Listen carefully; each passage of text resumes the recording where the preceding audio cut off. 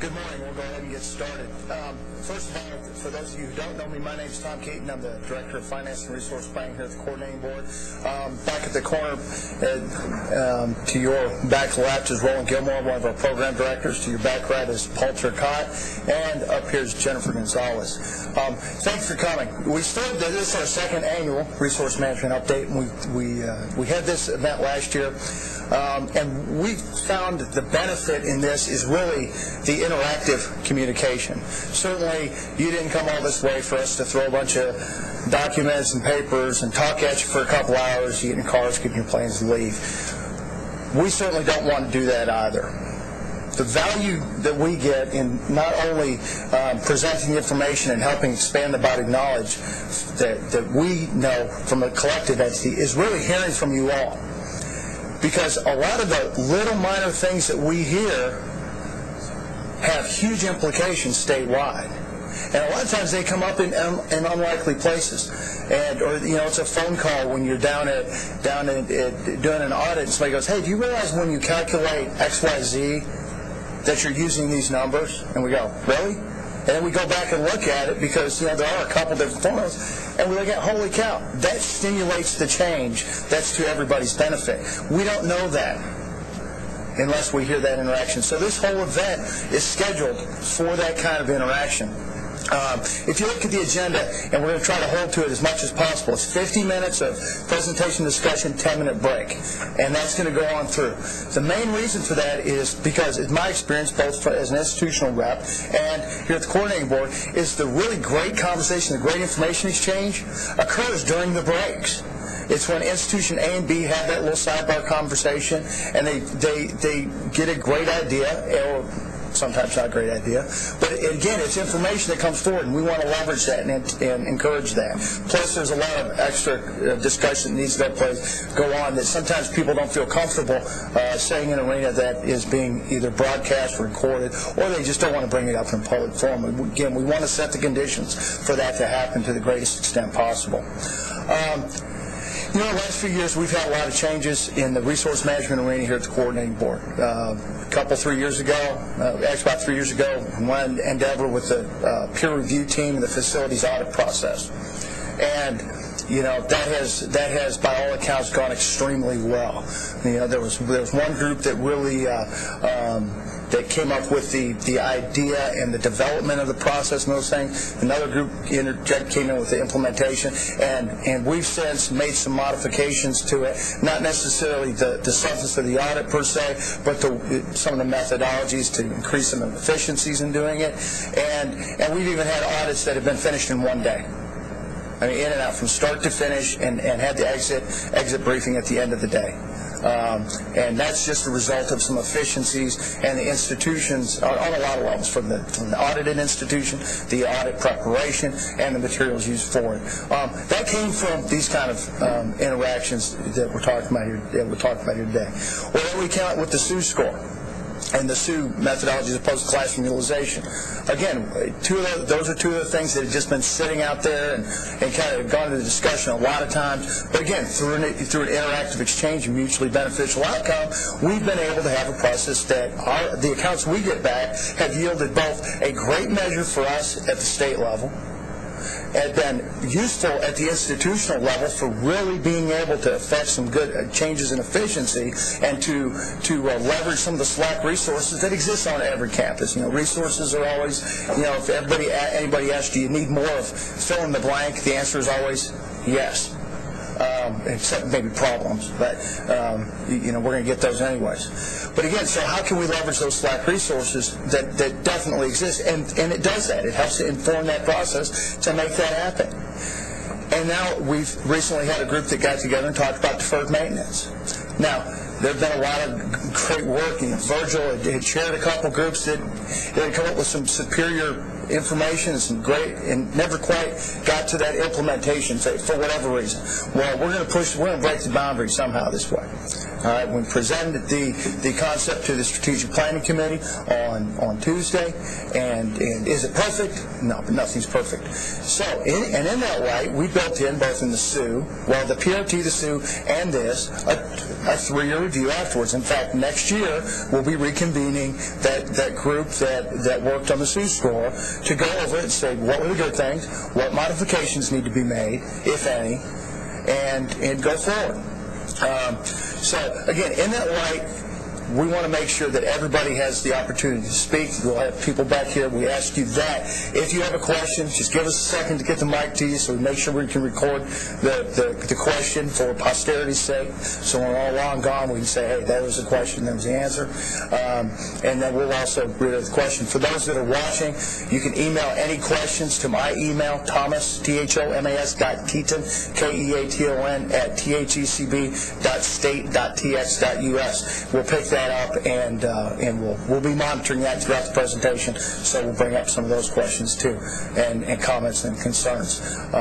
So if you're talking fast, folks, don't worry about it. Just, we won't be grading spelling on those at all. We're going to hit on a variety of subjects. First and foremost, we're going to hit on the deferred maintenance index, and part of that work that was actually kind of the culmination of the work that was done over the last few months by representatives of all the institutional systems and or individual systems. Then we'll take a break, and we'll talk about the space projection model. Now, we'll be going into a process here this fall where we're going to be looking in detail at the space model.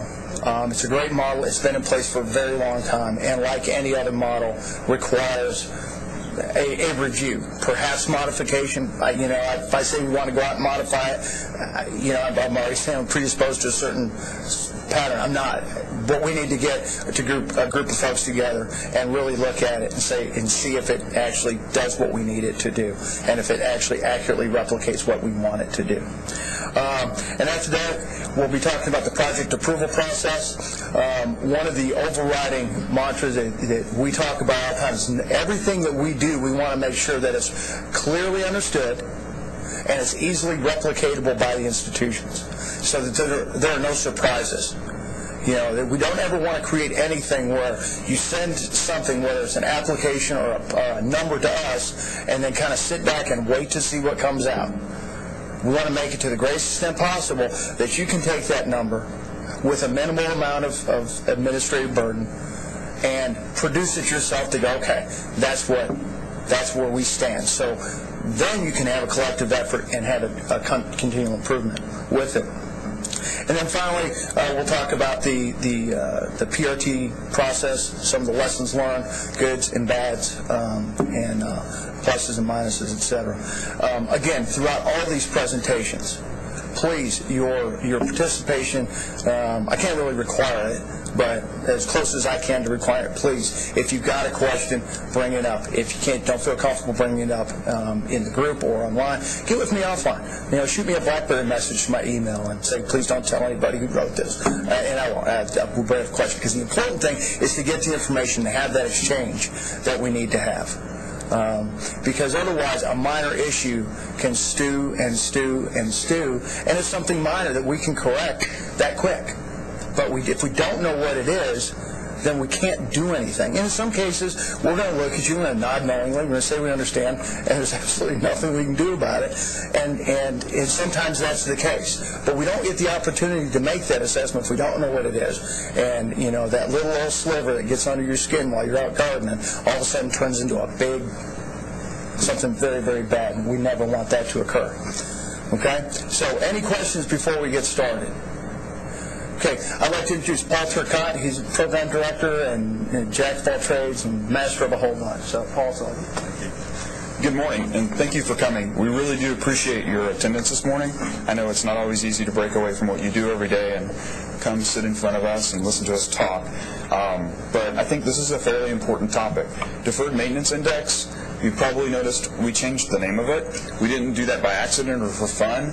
We're really looking with this proposal to break away from what you've been doing in the past, to make it clear that this is not going to be something that you can compare to what you've presented to us before for deferred maintenance, but it's a completely different standard.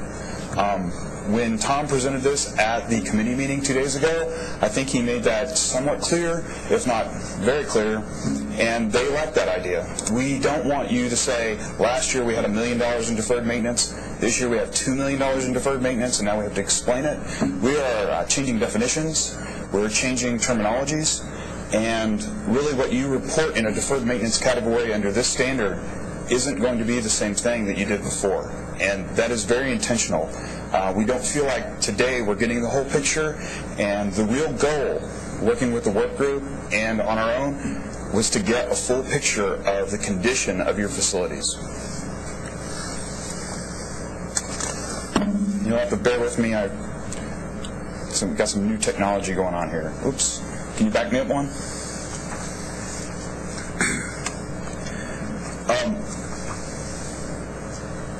One more. Got a great slide. Really do. Just can't get back to it now. Thank you.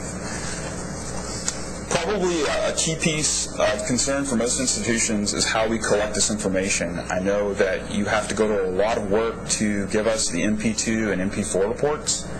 So we took that in consideration. We're changing what you need to send to us. Right now we collect these things project by project. We don't find that as useful as a building level approach. So the new report will collect projects by building. If you have 3 projects in one building, you'll only submit one line item to us on this report. Along with the building by building section of the report, you'll also combine all your infrastructure level projects into one line item. So instead of sending us 3 infrastructure projects you might have, we just have one line on the report. You put all your infrastructure projects on that line. A pretty important piece of change is the $10,000 threshold. All those projects below $10,000 in the past that you have not included on your report, we're going to ask for those.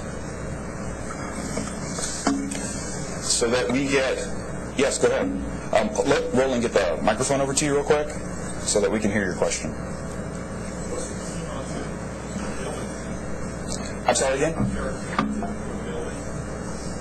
Is there a cumulative for the building?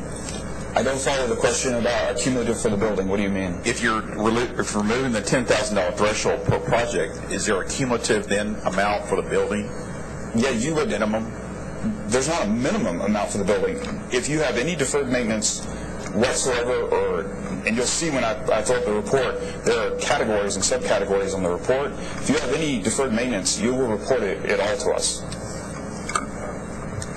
Thank you for that question. That's good. Another key thing that we found when reviewing, that not everybody completely understood the definitions that were out there.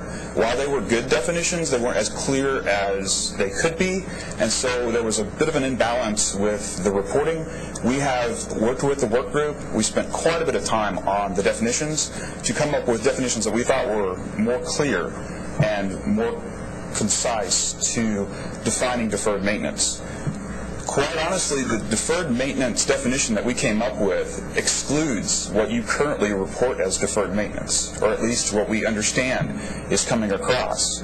We added a definition called planned maintenance, and a lot of the deferred maintenance projects that we see when we go back to the database, you've been sending those over as deferred maintenance, when actually by the new definition, since they weren't known about for the current year, they wouldn't get reported. Also, we think that some of the institutions, if they had, say for example, a piece of equipment that was running to the end of its life, they were reporting that on their deferred maintenance schedules, report to us, and under the new definitions, you would not put that under deferred maintenance, you'd put it under planned maintenance. So we're going to get to those definitions in just a couple of slides, but I want you to keep in mind as we pull through the presentation that those definitions are different. Another key piece to the change is we found the value calculation to be complex and difficult for institutions to reproduce. It was valuable and good. We took the 10 years worth of data that we had and we did some analysis on it, and we really found that the additional pieces and components of that equation, while they were changing the values a little bit, they weren't adding enough value to the equation to merit their complexity. So we've simplified that equation quite a bit, and it makes it to where you can almost do the math in your head. Well, some people can, not all of us. So to compare it, we've reduced the reporting requirement. We're trying to get a more complete picture of your maintenance needs. We're getting clearer definitions, and we're getting a much more simple replacement value calculation. I know handouts are going out. Hopefully everybody's got those now. We're sorry. That was my fault for not printing enough. I guess this is a bit of a shocker of a surprise, so if you've got your handout, hopefully that makes it a little bit easier to read, but this report here, this is what we're asking for you to get to us each year. That's a lot. It looks like a lot of information, but it's actually less of a reporting requirement than what you're doing now. There's 3 sections to the report. Like I said before, we want to see a consolidated, summarized view by building of what you're going to give us. Or, I'm sorry, what your maintenance needs are. Then we want to break that down below. We want you to summarize those by the types of maintenance. Today on the report, we've got architecture, plumbing and electrical, and so forth. We want you to summarize your line items above that way. And then finally, because we get asked so often of your top priorities, we want to see your top 5 priority projects. If you had only enough money to do your first 5 projects, what would those projects be? We originally weren't going to put that on the report, but then we looked back on our history and we would be asking you for it all year long anyway. Any questions? Just so I'm clear, when you say by building, that's only with buildings that have maintenance needs, correct? Yes. You're saying for every building regardless? When you get this report from us, we're going to pre-populate all your buildings. So you're going to have the opportunity to put 0 or something in each one of the categories and subcategories that we're going to go through in a minute.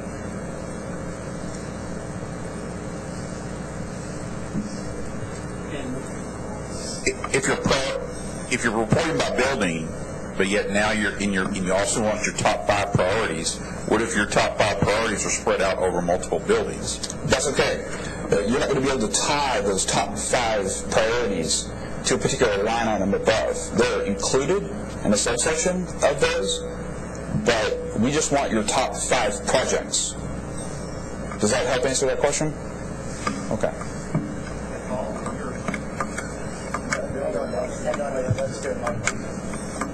Dan, I can't hear you. Okay. Question, Paul. We're still talking about deferred maintenance. You mentioned there is another category for planned maintenance, but we're reporting deferred maintenance. Is that correct? That's a very good question. As you can see, or you probably can't see, we're going to break this up in a minute in the next slide. Subcategories and categories include more than just deferred maintenance on this report. We are going to want to see your deferred maintenance and your critical broken out on that, and we're also going to want to see your planned maintenance and your facilities adaptation as well. So the whole name really is kind of a misnomer. It's not just deferred maintenance any longer. You are including planned maintenance. Well, we're calling this standard the Deferred Maintenance Index because when it gets to the meat of it, when you present a project and the board uses this information to evaluate that project, it is the deferred maintenance piece of this report that's going to be used as the standard. But these other pieces of maintenance or projects or however you want to define those on this report help to indicate to the board the condition of your facilities. So we're getting that entire picture, not just what's currently not been done, but also the load of maintenance that you have on your budget aside from just what's been delayed or deferred. Well, some of those will be easy. I apologize for taking all the time, but a roof maintenance or a roof life cost cycle. Mm-hmm. But some other projects, air handler replacements. I mean, how far down do we drill on the detail for what's included on the plan? That's a really good question. You shouldn't apologize for asking that one. I think that's the meat of the matter. When you get to what we're proposing here, you ask that fundamental question. At your institution, how do you keep track of what you need to do at your facilities? Do you know what you're supposed to repair?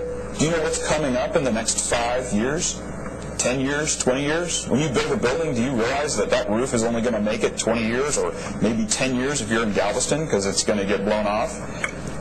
Is it too much detail to know? And if so, that's a very good piece of information for us to have. When we were doing the working group, there was a lot of squirming that went on in the room when we were presenting this. No one was saying, no, we can't do that, or we don't do that. Several of them said they did do it.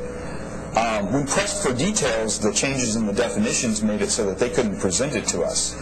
But I'd be very interested if somebody said, this is impossible. We can't tell you all the maintenance that we need to do on our campus by building. Please, go ahead. Let's get the microphone to you. I just have a question on the form there. Obviously, there's a place we'll be entering multiple buildings on this form. Thank you, Virgil. Too many lights on it, too many buttons. But anyway, the building, you have obviously places to enter multiple buildings on this one form. Yes. Is that right? So that when you go to maintenance types and will you be breaking down the total that's listed on this form into the maintenance type, or is this maintenance type for individual building, or what? And you'll have a lot of buildings on this one form, and you break down the maintenance type. Is that just the sum of the building, the maintenance that's required for all the buildings you've listed on the form, or? To answer your question, Section 1, where it says building, the total on Section 1 would match the total on Section 2. So you are going to give us the same thing in a different summary below. Did I get it? Does that make sense to everybody?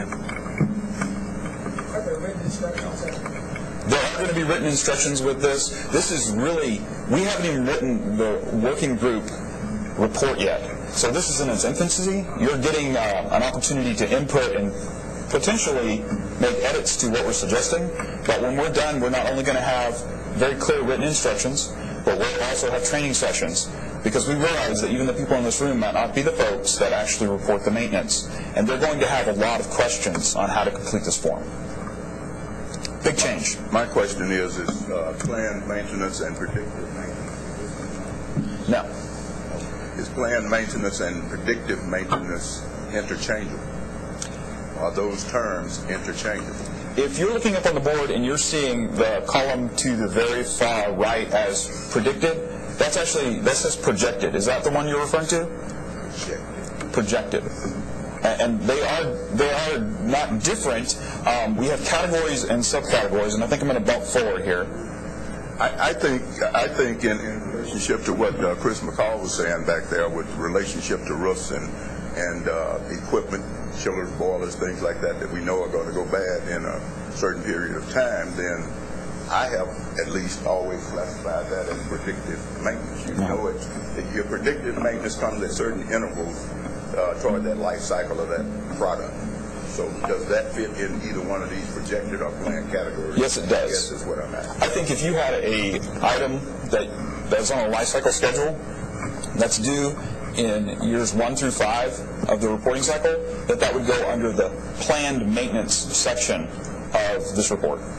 Paul, can I suggest that we jump to because I'm familiar with this, we had some discussions within UT System about this. Maybe we should jump to the definitions. Sure. Because I think that would help, because we struggled over the definitions too, between planned, adaptation, and deferred maintenance. Like you say, we know what those maintenance items are, but the categories maybe aren't quite so clear. Fair enough.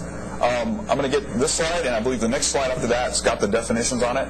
You can certainly jump ahead in your printouts if you can read them. I realize they're small. I'm sorry, Bill, go ahead.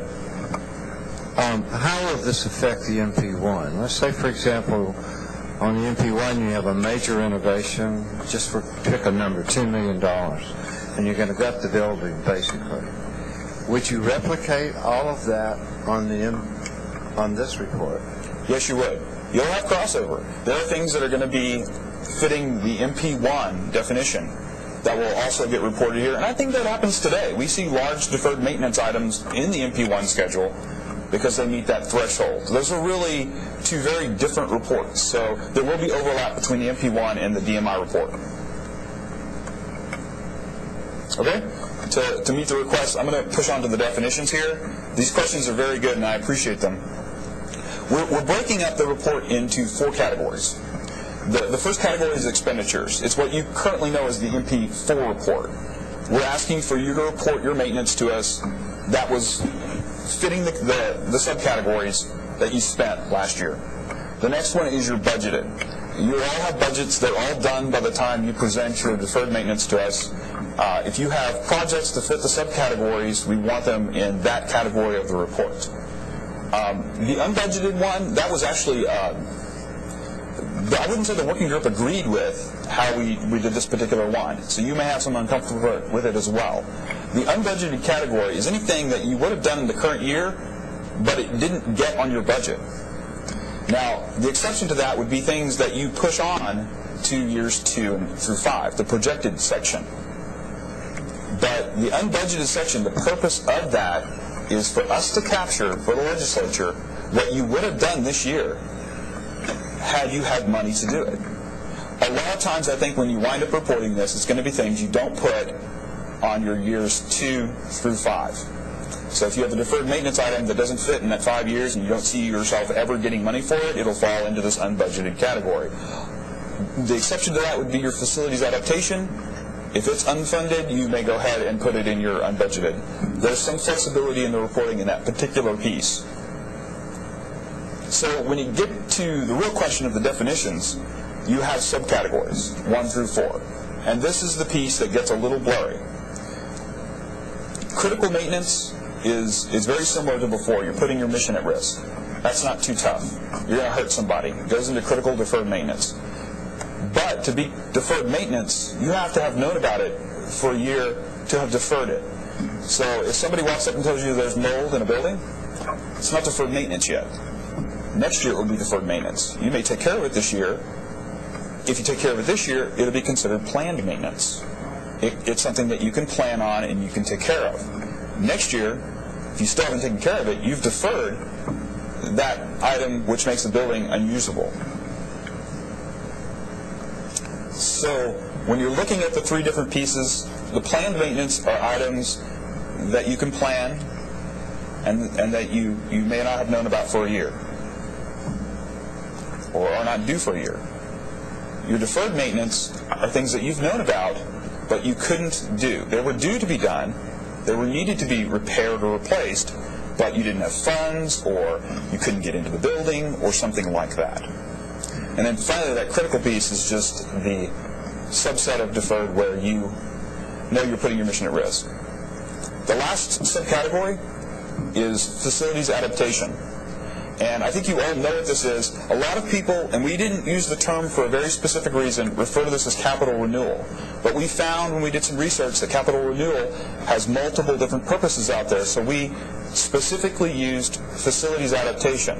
That's when somebody comes up to you and says, the space is fine, there's nothing wrong, it's not in need of repair or replacement, however, it doesn't fit my needs. I don't need a 40-person classroom. What I need is a 20-person classroom, and I need a wall between these 2 rooms. That would be a facilities adaptation. You're taking the original purpose of the building and you're changing its function. Any questions on those? Yes? That's okay. No, these questions are good, and we invite them. I think adaptation is the one that we had the most question about. Okay. If we are replacing an HVAC component that is past its useful life, we're talking about a 30-year-old building, we're going to replace it with something that is more modern, better technology, more efficient. Is that but we couldn't do it last year or the year before because we didn't have the funds, so we're doing it this year. So it sounds like deferred maintenance to us, but it also sounds like adaptation because we're replacing it with a newer, modern, more efficient system. Johnny, I see what you're saying. You're doing 2 things at once. You're accomplishing a maintenance need and you're changing a function at the same time. And so you want to know, where does it go? Well, we're doing this by building level. So you can decide where that goes. You could easily go out and price the piece of equipment that's identical or bare minimum to what you can buy today to the one you have. And then you can compare how much more money you're spending to get the ultimate efficiency. And then they can be split in the two different buckets if that's what you choose. Or if you say, no, this is our standard for our campus, even though it's not the bare minimum, and what we have now can't be replaced, we consider that to be planned maintenance because it's a 20-year-old air conditioner. It needs to be replaced in 20 years, and yes, we went out and looked at it. It's not cooling anymore. So it fits into the planned maintenance piece.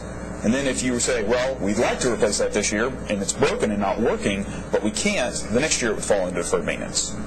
So I have carefully not answered your question there, I think.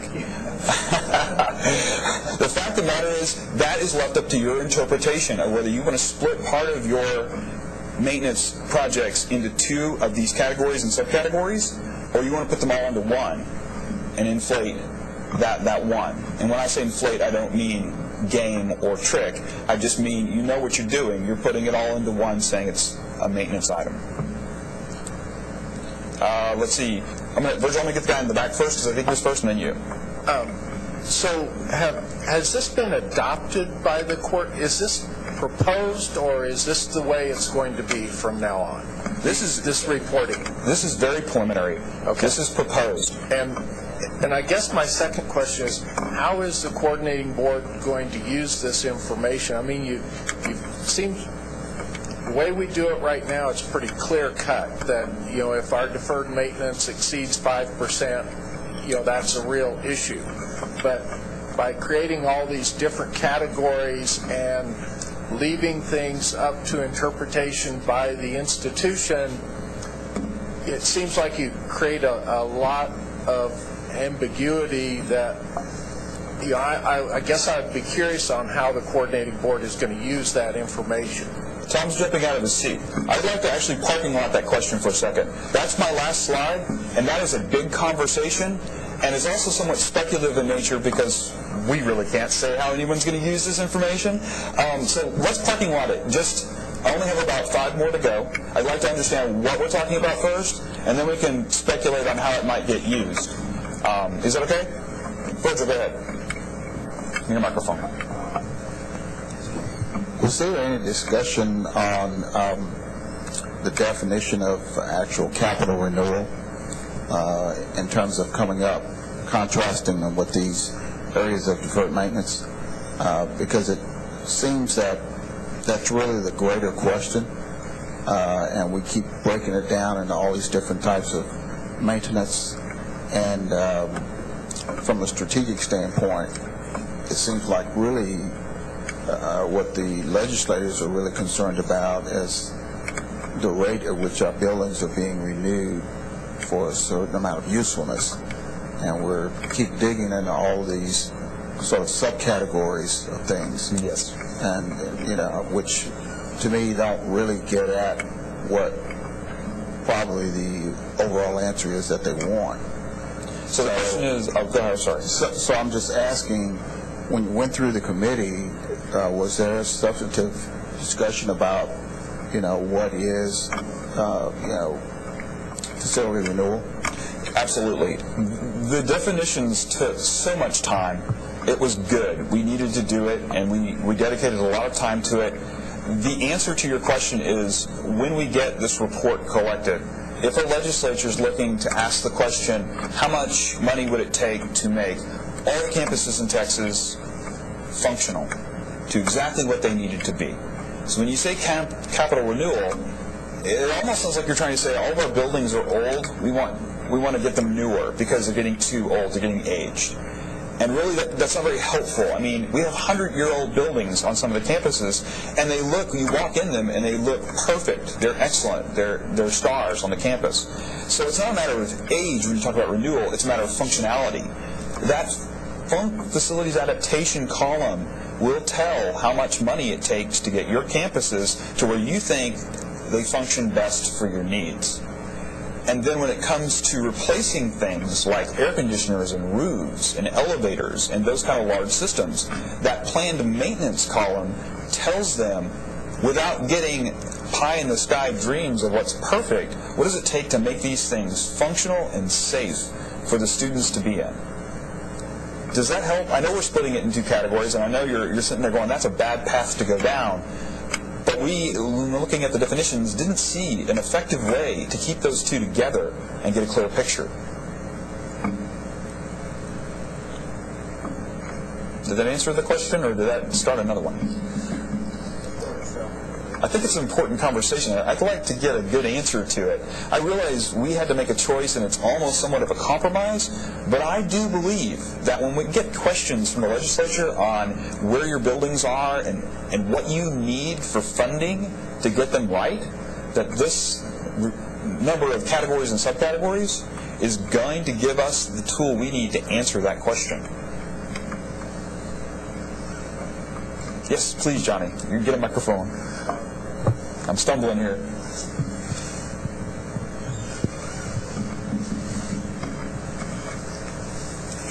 Last time we looked at something called critical deferred maintenance, it brought us attention that we really didn't want.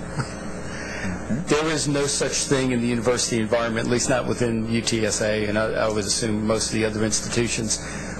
We don't have a situation where if it's not corrected, the building's not occupiable. It will be funded. It's not going to be deferred. So, I wonder, realistically, is that even necessary? Because we don't. I mean, realistically, no university is going to want to, even if they have it, I just have to say bluntly, nobody's going to admit to it. Why would you tell the legislature that your university has a building that can't be occupied and we're putting off the expense for another year? Believe it or not, we actually do every year have several institutions that are brave enough to step up and say, we do not have enough money to take care of these critical items. It happens every year so far. It's an automatic not meeting standard, and they're very honest and upfront and say, we have items that we need to fix. They're not safe. And I have an example or two to give that will show that you do have critical deferred maintenance items. Whether you report them or not, we can't control. We would hope you would, but maybe it will all be zeros under this new definition. Yeah, it's hard for me to imagine that we wouldn't have one that was funded, and usually if something, I mean, not to say that we've never had a critical item, we've never had a critical deferred item, put it that way. Okay, and which is a little bit different than saying there's no critical items. I hope that column is always zero. I hope we have enough funding to take care of those items, but I think we need to leave it on the report so that if we do have it, there's a vehicle to report it. Yes, sir. I have a perfect example of that. I've got a 70-year-old central chiller plant. It's not sexy, it's expensive to replace, and nobody's ever going to address it. If they have a choice between a new building and replacing a central chiller plant, it's always going to go towards the new building or the new mall or something else. So I welcome that category. And you're probably one of the institutions that has managed to get critical deferred on there. There's no naming rights for that chiller plant? The Paul Turcotte chilling plant? I don't know. It's very cool. I can't do that right now. Maybe later.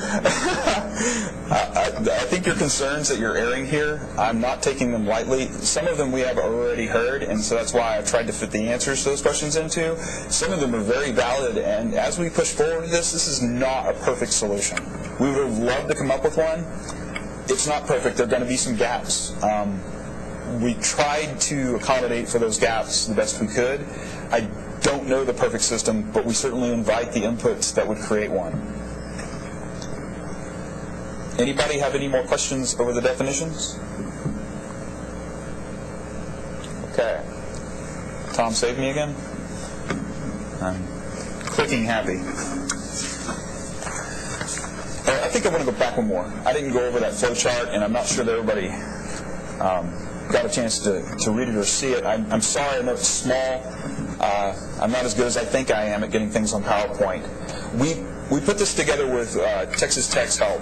They came up with the idea of maybe it'd be nice to have a flow chart to work through these definitions so that as you're filling out the report and picking a subcategory, it would guide you through the process. And you can see the top right diamond is, does it need to be repaired or replaced? That's a critical question in this set of definitions. If something is due for replacement and it's working, it's not deferred maintenance.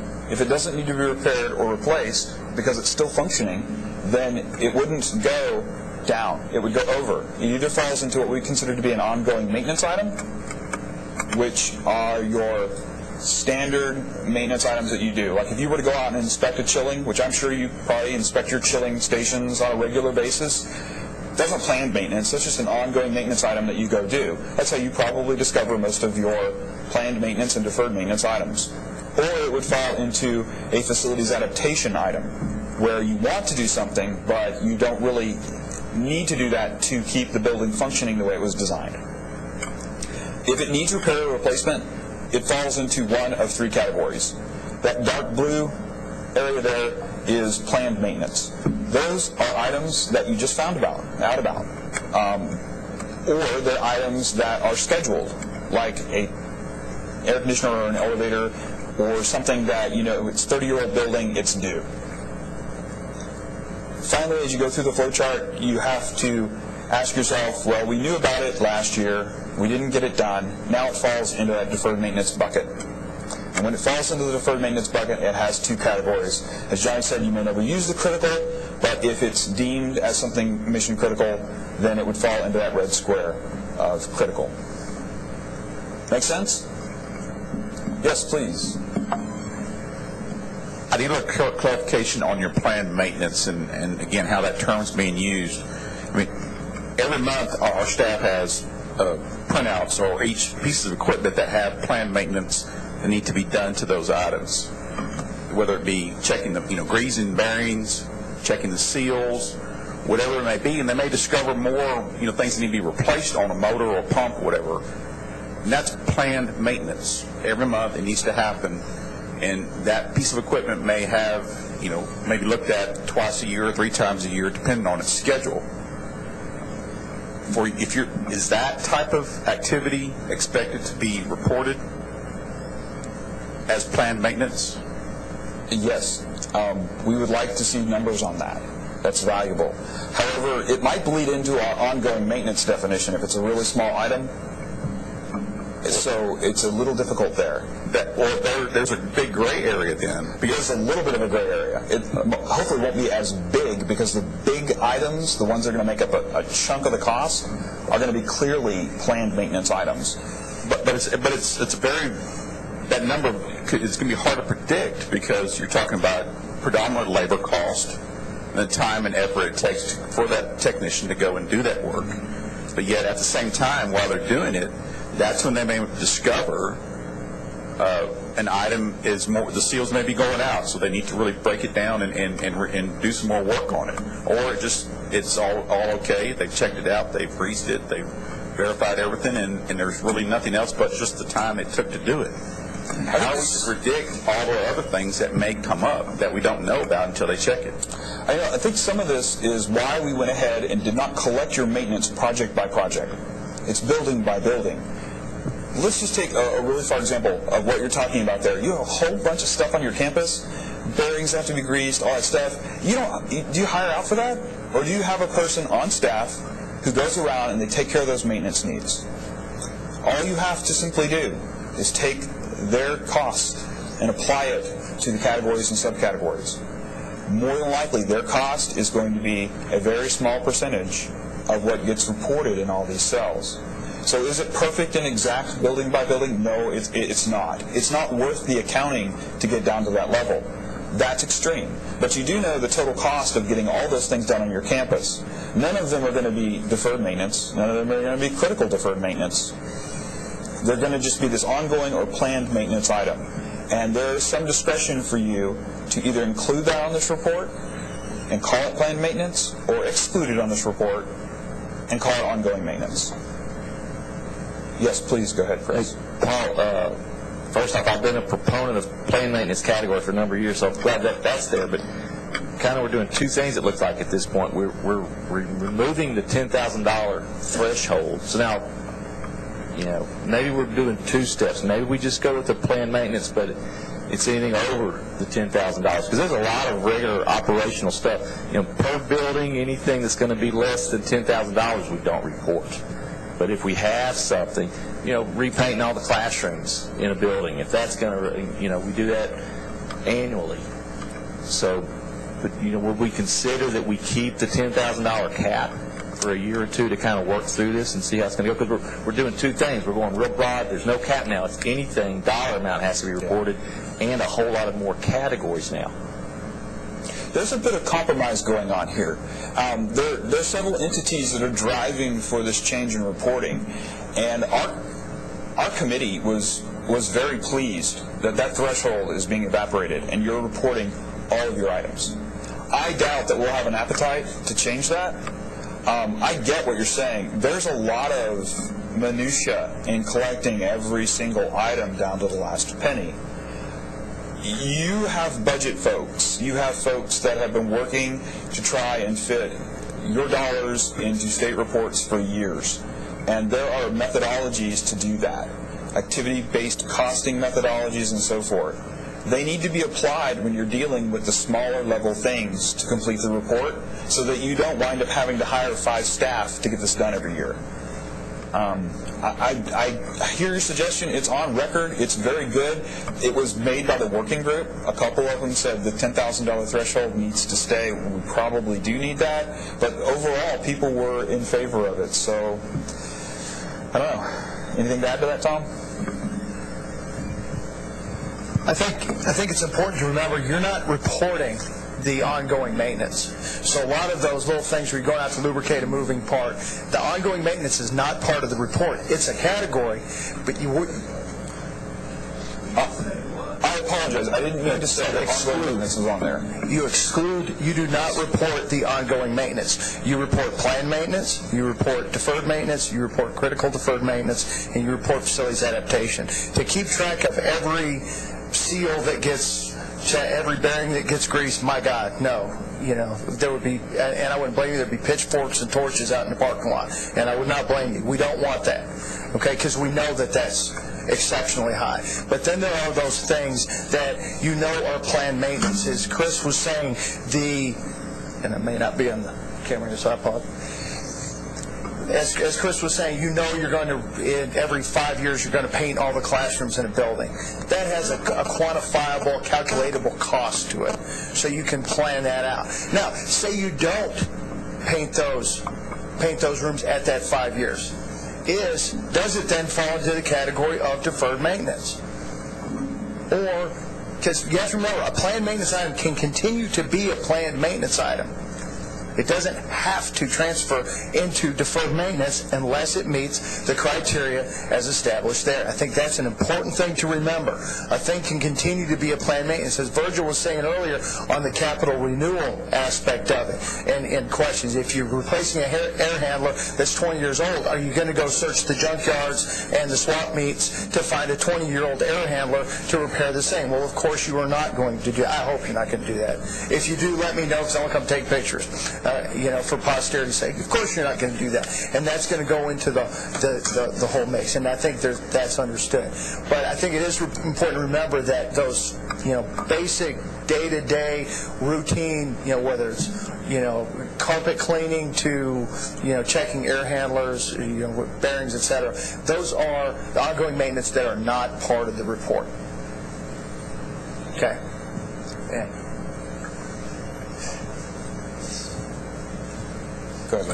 Paul, let me back up one short step. Buildings. Are we talking all buildings, E&G, auxiliary, athletic, privatized, anything that's on our campus? Are we talking this report, E&G buildings only? Let me start by apologizing. I'm sorry if I alluded people to think that we were going to collect ongoing maintenance. I misspeak sometime, and I apologize for that. That's a very good point, Larry. This is all your space. Auxiliary, non-auxiliary, E&G, Everything, every building will be reported, all maintenance that you have. In some cases, as we discovered with the working group, you have 2 different entities on your campus collecting maintenance and managing that. You're now going to become very good friends with them because based on the statute, you have to report all your deferred maintenance. They failed to put that E&G deferred maintenance clause on there. So we really do need, and I've always needed, you to report all of your deferred maintenance to us. Next question? Yes, David. For clarification, for my benefit, if nothing else, is painting a room considered a maintenance issue, or is it done for cosmetic purposes, or is it done? When does it become maintenance? Is it done for cosmetic purposes, or is it done for operational purposes? David, I think you're putting me on the spot. How many decades do you have doing this? There are 2 different reasons to paint something. Paint, it doesn't just work for cosmetic purposes. In some cases, paint keeps the surface below it protected. If you're painting the outside of a building, it can be critical. Or it could just be that the dean doesn't like the color of the building. You have to decide that. That's something that we can't decide for you. We can't mandate all painting projects be deferred maintenance immediately. We also can't say they're ongoing maintenance. Yes? Unfortunately, we cannot get away from the gray areas. I don't know how to do that without spelling it out line item by line item. Yes, go ahead. Just to expand on that building, what buildings qualify, what about leased buildings? If you occupy a building, you lease it, and you've got a long-term lease, like we've got one that's $1 a month. You're going to trick me into something here. There are some lease agreements where you are required to maintain the building. Those would be included. You are got most lease agreements, though, the landlord takes care of the maintenance, keeps the building up. The money that maintain that building is in your lease payment. You shouldn't see it on here at all because you're not required to fund that. And we're trying to get an understanding of how much money you need to maintain your buildings. And that lease agreement where the landlord is taking care of the building, that would not be on this report. Well, we do have a particular situation where we have $1 a month lease for 99 years. And so, but we take care, the owner does not take care of it, we take care of the building. So therefore, that's our cause to report. Yes. Okay. Yes. If I can. Probably not. You can use mine. See you, Lillian. Tom's going to make a comment. We'll get to you. As a rule, operating leases will not be reported as part of your deferred maintenance. If you do an operating lease with on a building, it would not be part of your deferred maintenance load. And if I want to hit, people say there's gray area here and interpretation there. There's 2 ways to look at it. There's a boundary in anything. You can either make the boundary so tight that nothing can get by there, in which case our reporting manual would probably be about this thick. Or you could have some overlap where it could be one, it could be another interpretation, or that gray area where it's neither. I think right now we've got the circumstance with our current definitions, which haven't been changed in a while, that we've got gaps in there, so there's a lot of area where it's neither. Sorry.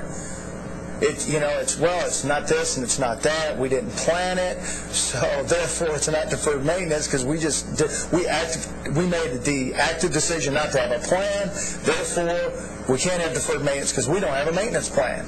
Not really the way we want to go. So there's that. So the other alternative is to have some overlap between the definitions, where there is some discretion. There is a decision that's going to have to be made, and some interpretation. There's really, short of having a cumbersome, IRS level reporting manual, there's just no way around it. So there's going to be the interpretation that's going to be incumbent on the institutions in some of these items is inescapable.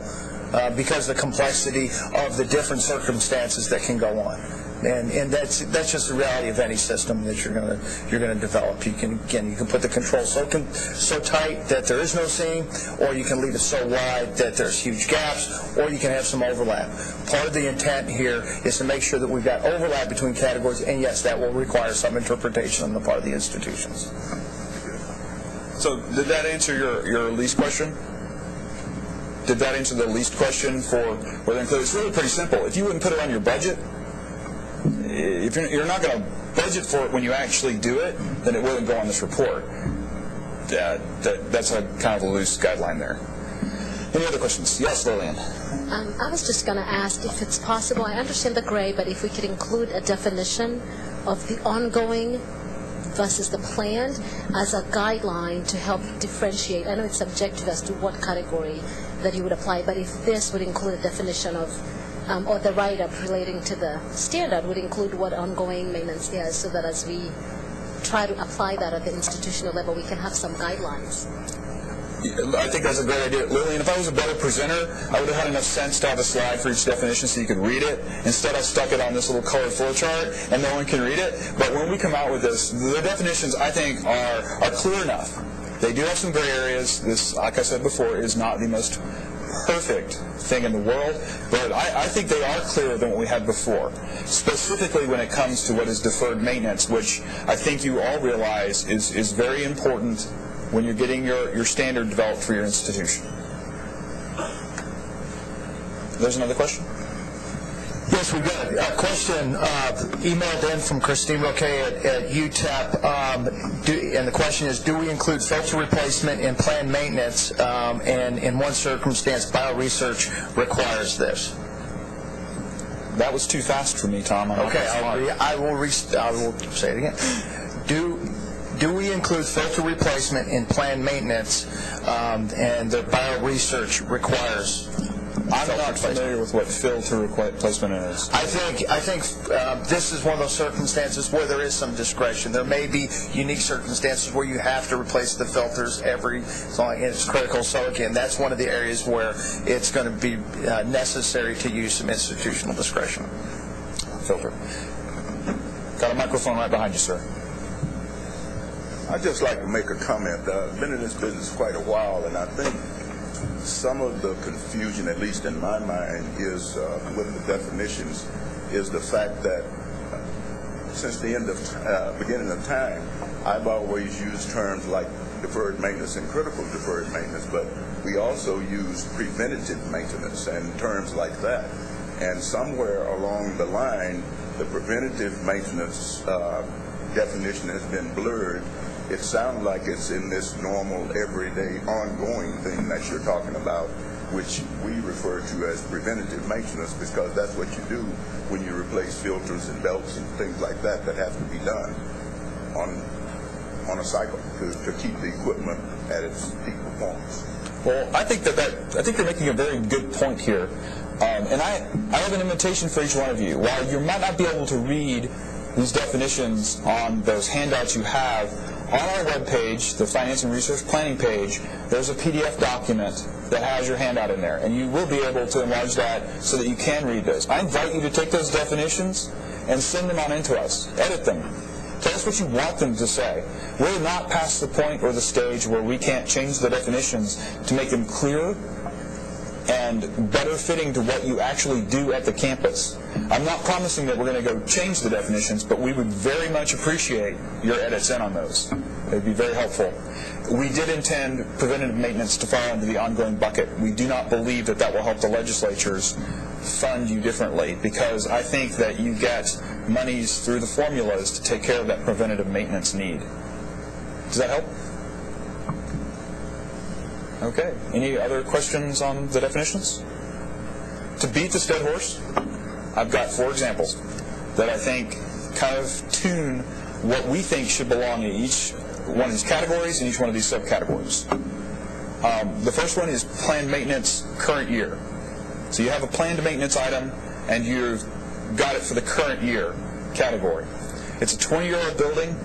It was built with a 20-year-old roof. So when you built the building, if you were the perfect maintenance person, you had a schedule, and you planned and budgeted to replace that roof at year 20.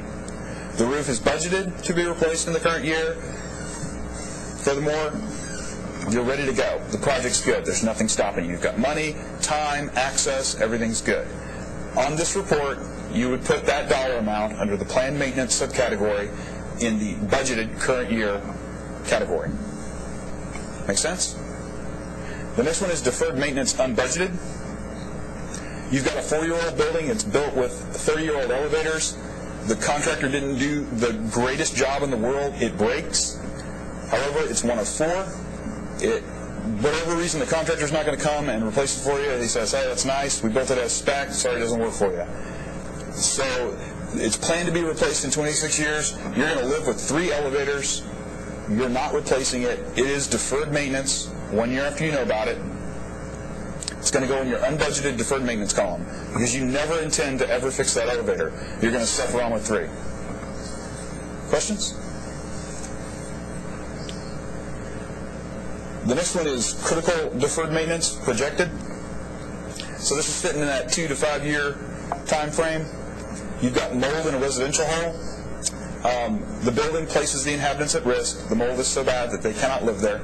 So everybody's got to be evacuated. But you have an extremely low demand for your residential halls, in such that the residential fees that you get, the revenues, will not cover this, and you're not filling up the other 3 halls you have. You've got a quote. It's more money than you've got. The work's delayed for 2 years, so you decided to just close the hall, leave it unoccupied for 2 years. In 2 years' time, you intend to do the project. That would be deferred maintenance.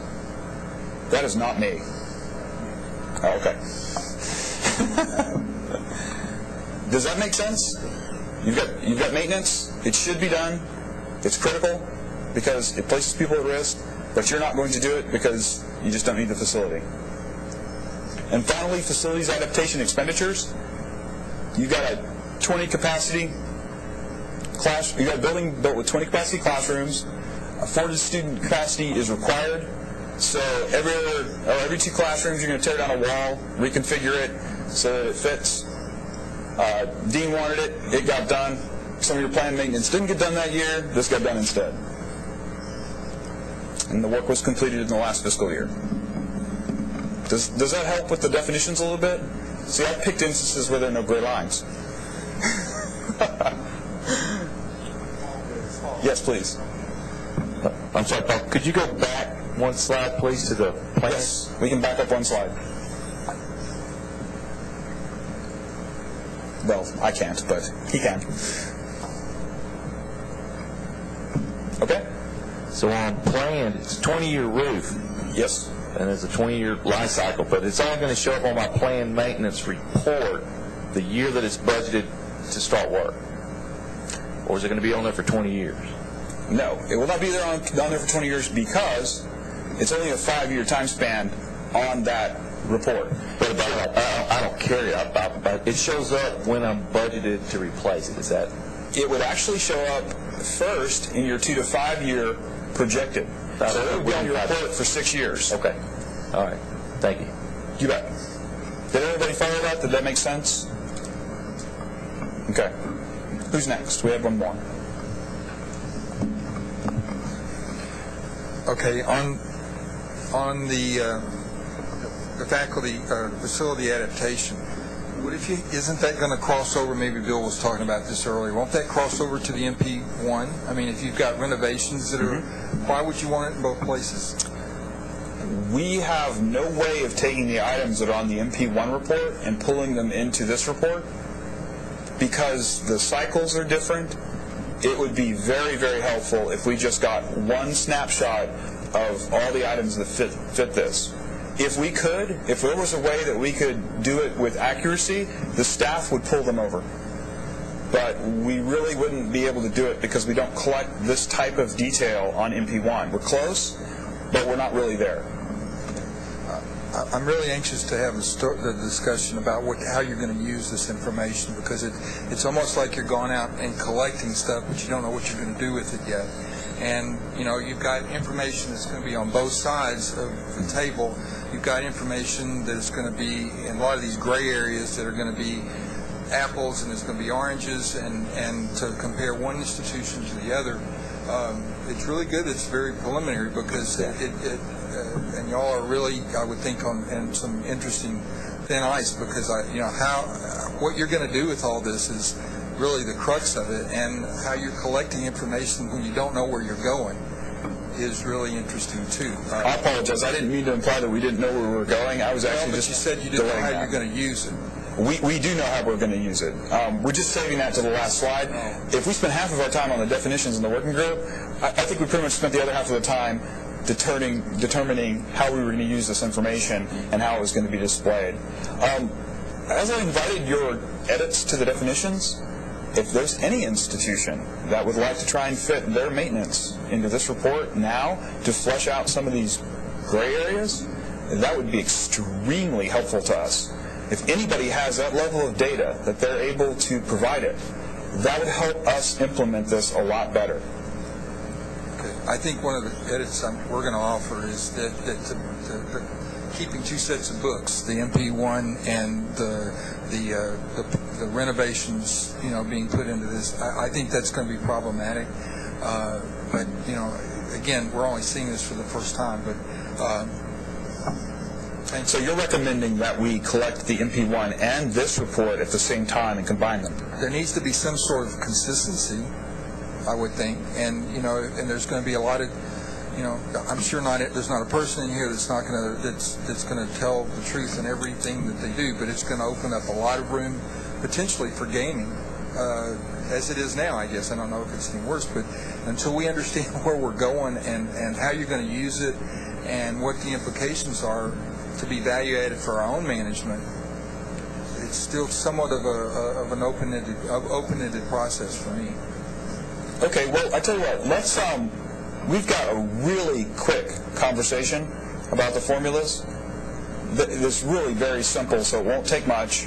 And then I'd really like to start the conversation on the scale. I think probably people might appreciate a break. We actually put this first, so we can spend as long on this as you'd like. And I think that these questions and these points that you're bringing up and the holes that you're poking in this are very valuable. Let's take one more question on this, and let's move forward to the calculations. So in a perfect reporting scenario with deferred maintenance unbudgeted in the roof replacement example, that would show up in 5 years out as deferred unbudgeted. It would show up for 4 years, and then move over to your planned maintenance, current year in the 5th year, in your current year. Back me up one slide, Tom. Do you mind? Or 2 slides, maybe. No, that's right. So, planned maintenance current year, you're asking, where does that start in the reporting cycle? Well, in a perfect scenario, you're going to know about it. It's a 20-year roof. So, in the 15th year of that roof's life, you're going to put it on your deferred unbudgeted. You're going to put it on your planned maintenance projected. So it would start into your planned maintenance projected. The unbudgeted item is for current year items. We don't want your planned maintenance for your entire campus falling into that category. And the instructions will clearly state that. Those different subcategories cannot be treated the same way for the unbudgeted category. Otherwise, we'd get this unusable number for the planned maintenance. If you reported your planned maintenance, all your planned maintenance on your campus, 1, I think it'd be tricky to do. 2, it would just be such a useless number. No one could plan with it, nobody could use it, nobody knew which year it was going to fall in. So that would be for items that you don't have money for that you would like to work on this year. And I'm not really sure that I've got a good example for planned maintenance unbudgeted. Well, okay, and maybe I didn't understand what each and every category that you guys have defined out there. So, but to clarify here a bit, you expect to see that project progress through the reporting cycle year to year as it gets closer to that actual getting worked on in that final current year that you want to do the work. Correct. Lillian, go ahead. Last one. I have a question related to that whole 5-year plan, which is what the problem I think was with the old standard. That if something is unbudgeted, I don't really know whether it's going to be expended year 2, 3, 4, 5, or maybe even out further. So if you go back to your second slide on the deferred maintenance, if it's unbudgeted, I mean, is it best guess? I mean, what if we're not planning on doing it in the next 5 years? Is your expectation that we don't report it? So that whole year, I think it was a problem in the old report, just trying to figure out where, if it even belongs in the next 5 years. It's an educated guess at best. I see your hole you're poking at here. You're saying, I have this item, I don't have a budget for it, And really, honestly, I don't see getting funding for it in the next 2 to 5 years. Does it go on the unbudgeted, or do I just leave it off the report? If it's a planned maintenance item that should have been done this year, next year it will be a deferred maintenance item. So really, it should go on your planned maintenance unbudgeted. I think that might be the perfect example of where you'd use that. Now, in the working group, this whole unbudgeted category was not really popular. And so we kind of presented it this way. If you don't want to use your unbudgeted category to indicate that you don't have enough funds to do what you need to do, the legislature will never understand that you don't have enough funds to do what you need to do. It's simply your option. You can leave it blank and not report things there. It'll make you look great for a while. Eventually, as the years roll on, you're going to have larger deferred maintenance and critical deferred maintenance numbers on that report. So you can only game the system for so long until it shows up. Yes, Tom? Yeah, and to clarify, I think there might be some confusion, at least maybe from my point.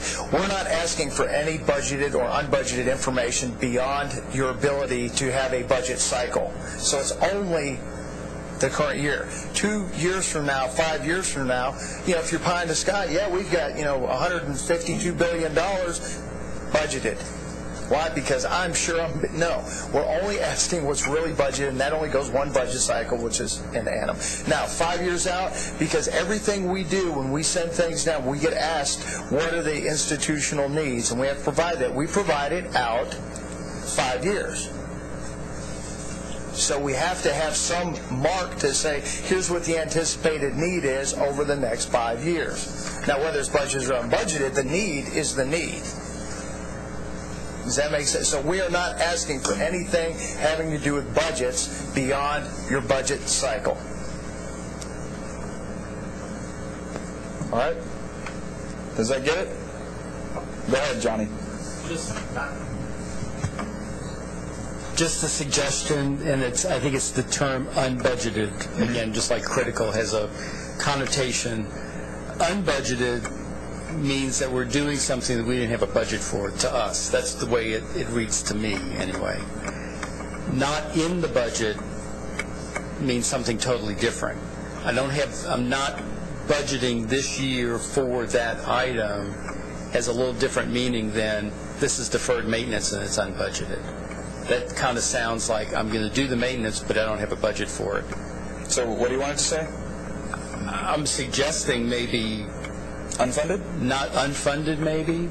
Something like that. That would be a little clearer. It had that name once before. It did? Yep, and we might take that back. That's a good suggestion. Okay, Again, I invite you on those definitions. That's up to the group, but I'm just saying, all right, it sounds difficult when we say unbudgeted. I give you all the opportunity to vote on that.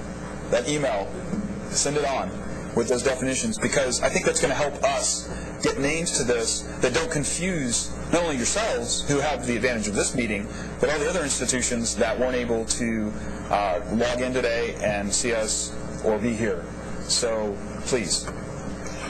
Okay, if we're not doing it by project and building type, if I have a critical deferred item, but it doesn't shut down my entire building, it's only shutting down a portion of it in your residence hall situation. I'm not closing the whole building down for 2 years, but it's going to look on the report, since it's reported by building, that whole building is shut down, correct? Well, that report will not say that. That's just not something that you can glean from the information we're getting, because we're not collecting it project by project. What we would anticipate, though, is that if you had a critical deferred item, it'd fall into your top 5 priorities. It may not. And also with this report, there's a very big section for you to tell us all about it. And you might as well go ahead when you have an item like that, because we're probably going to call and ask anyway, sooner or later. So we've kind of tried to create a vehicle to accommodate that. Let's see how that works out. Next questions? Okay, I'm going to try and get through this relatively quickly. We'll take a 10-minute break, and then we'll come back and talk about how we're going to use this information, which I expect will take us another hour. When I first came here to the coordinating board, I was tasked to try and emulate the calculation for replacement value. This is not in the new plan called replacement value. And there's a reason for that. As sure as we changed the name of the standard, we changed the name of this calculation because we are not calculating this the same way anymore. This is a different number, and it's used specifically for deferred maintenance only. It can't be applied to planned maintenance. It cannot be applied to your functional adaptation or facilities adaptation. It can't be applied to your insurance values. It can't be used to determine what it's going to cost to rebuild the building as is. It's used for one thing and one thing only. It's used to determine and value your deferred maintenance. So as you move forward, any ties that or dependencies that your institution has connected to replacement value, you'll need to go back and make plans to get some other number to fit that, because this number is not the same. We've simplified this as much as we possibly could. I did a regression analysis on how much the location adjustment code and the room adjustment code coefficients were changing the values. And when I took them out of the calculation, the variance was very minor. I'd be happy to offer those calculations up to anybody that wants to argue the point, but the fact of the matter is we get just as meaningful values without those as we do with them in there. So they've been removed to simplify the calculation. Many people don't know this, but in the current calculation, we use the efficiency, the individual efficiency of each one of your buildings as it's reported to us to determine how to take your E&G space and create a gross value out of it. So if you have an 80% efficient building, we divide your E&G space by 0.8 to get the gross. And if you have a 40% efficiency building, we divide that E&G space by 0.4 to get your gross. That works out great if you're taking a comprehensive inventory of all the rooms in the building. However, some point here at the coordinating board, it was decided that you did not need to report to us your non-E&G rooms. So all we're getting in our inventories for most institutions is your E&G rooms. Now, most of you are not math majors. You probably aren't doing this in your head. What it leads to is some fascinating multipliers. When I go to divide 1,000% by your E&G space, I get a remarkable number for your gross. In some cases, we were getting 200% gross. We had more E&G gross in the building than the actual gross. In some cases, you might have had 60% of the building was E&G, but I got about 1% of it when I was calculating your value. That doesn't work well, so we've just kept it really simple. When we go and create the dollar amount that we use to use it as the base rate to cost out what this gross E&G is supposed to be valued at, most of those projects have a 60% efficiency. So we just made the assumption in the calculation that all the buildings on all the campuses have a 60% efficiency. And again, the difference in value was minuscule. For the simplicity, it's well worth it. We now have a very, very, very simple formula.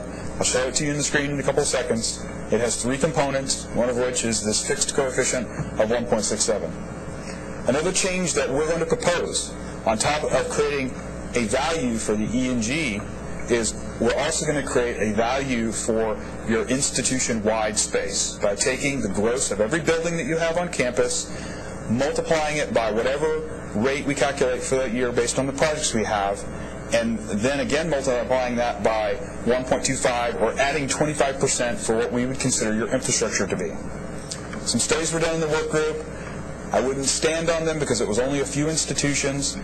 23 to 27%, I think, off the top of my head, was what they found to be on most campuses, 2 of them.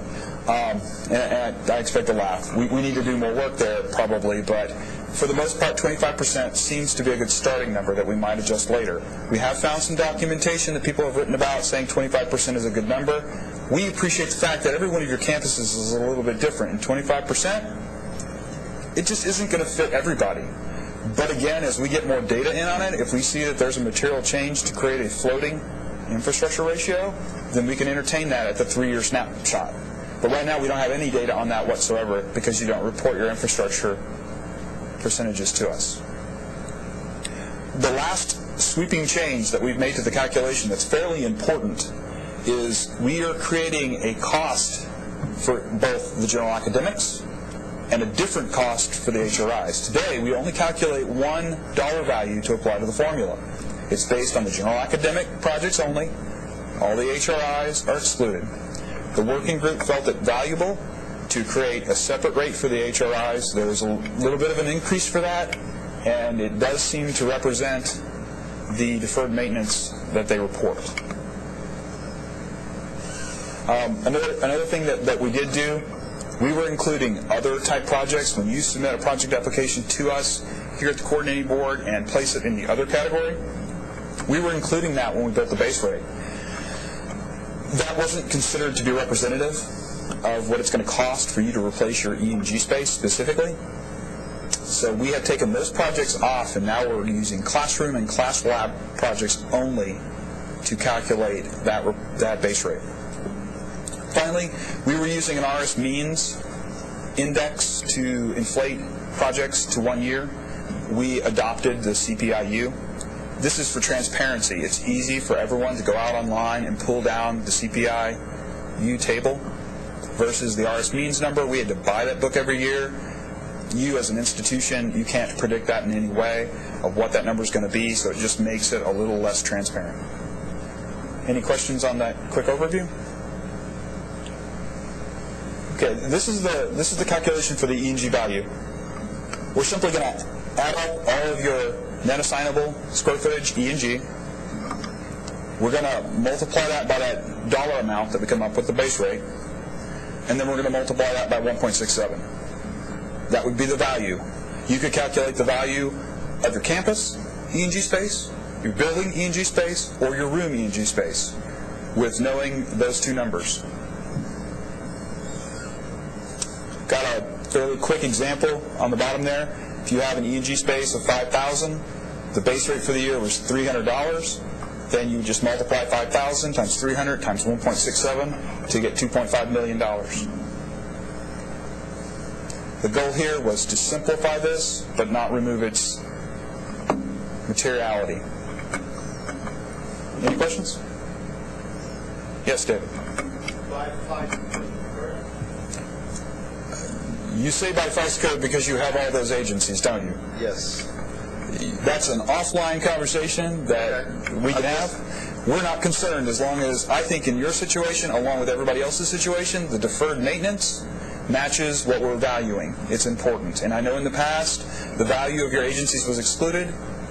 Not really good. Apples and oranges. So we'd like to get those the same. If you want to report maintenance by FICE code, we can give you a replacement value to compare it with by FICE code. No, I'm not saying us reporting. I'm saying the values that are being calculated. Yes. Yes. Okay. It can be done at any level we choose to do it because it's very simple. You report your inventory by FICE code.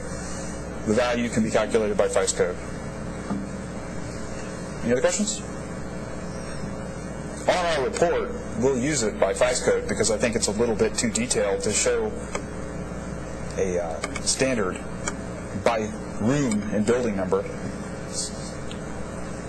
Okay, the last example I have here, fix me Tom, I'm broken, is the institution-wide value. Very similar looking calculation. You've got your gross by all your buildings. You already report that to us.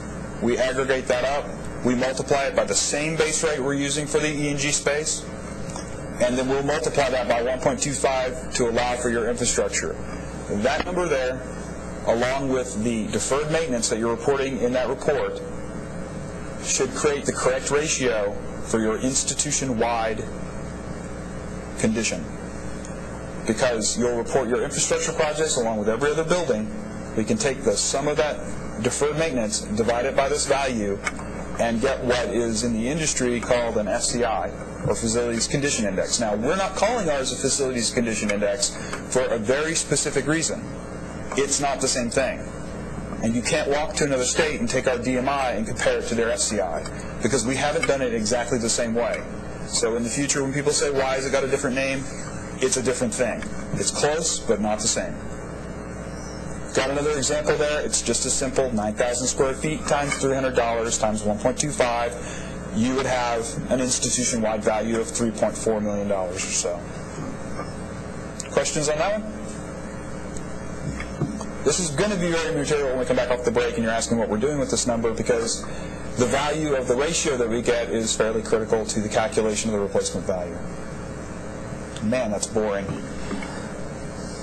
The last piece of calculation that we have to talk about is how we're coming up with that base rate. And we were a bit surprised we didn't include it as a charge into the working group, but the working group was very interested in how we're coming up with the dollar amount that we apply to these square footages.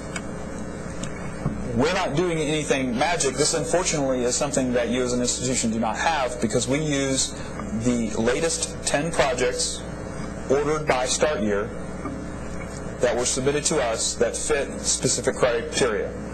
For the general academic, classroom, class lab only. It has to have some E&G space, and it has to be greater than 50,000 square feet.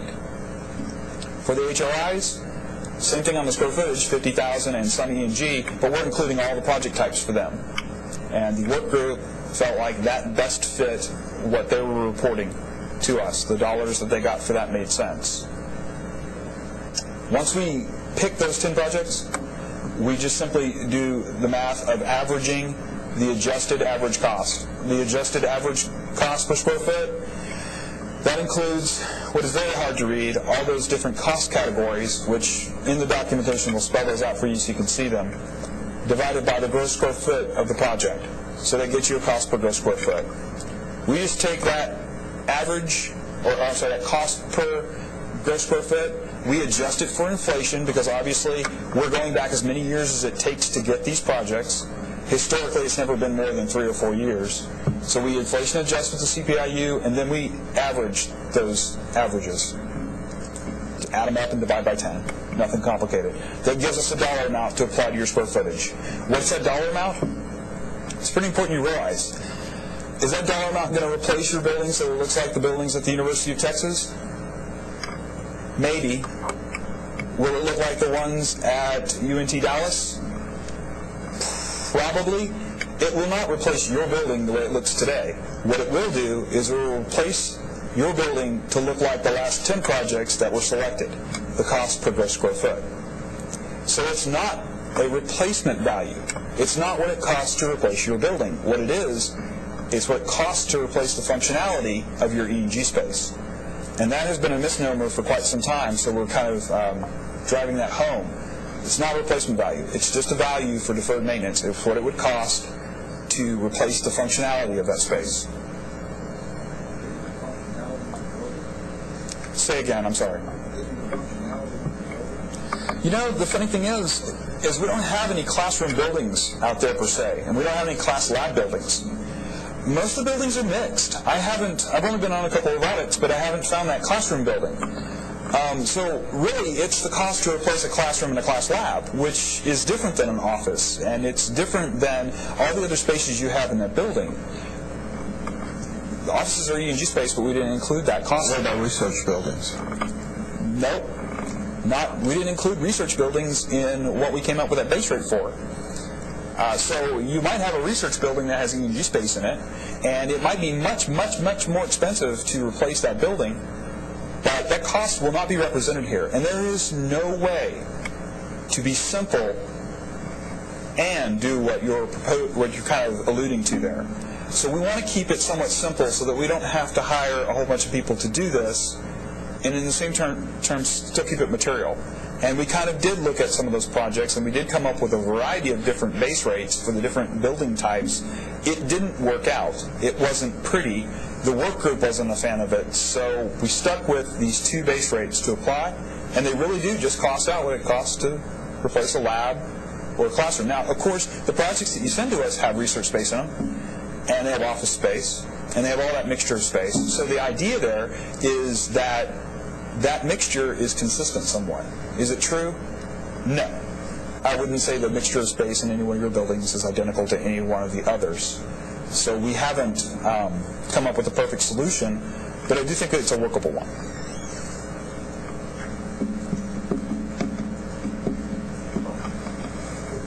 We have another question in the back.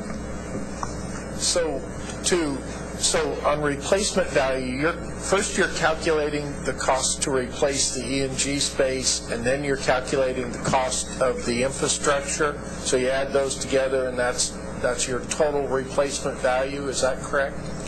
I think you're getting the gist of it, but we're keeping it simpler than that.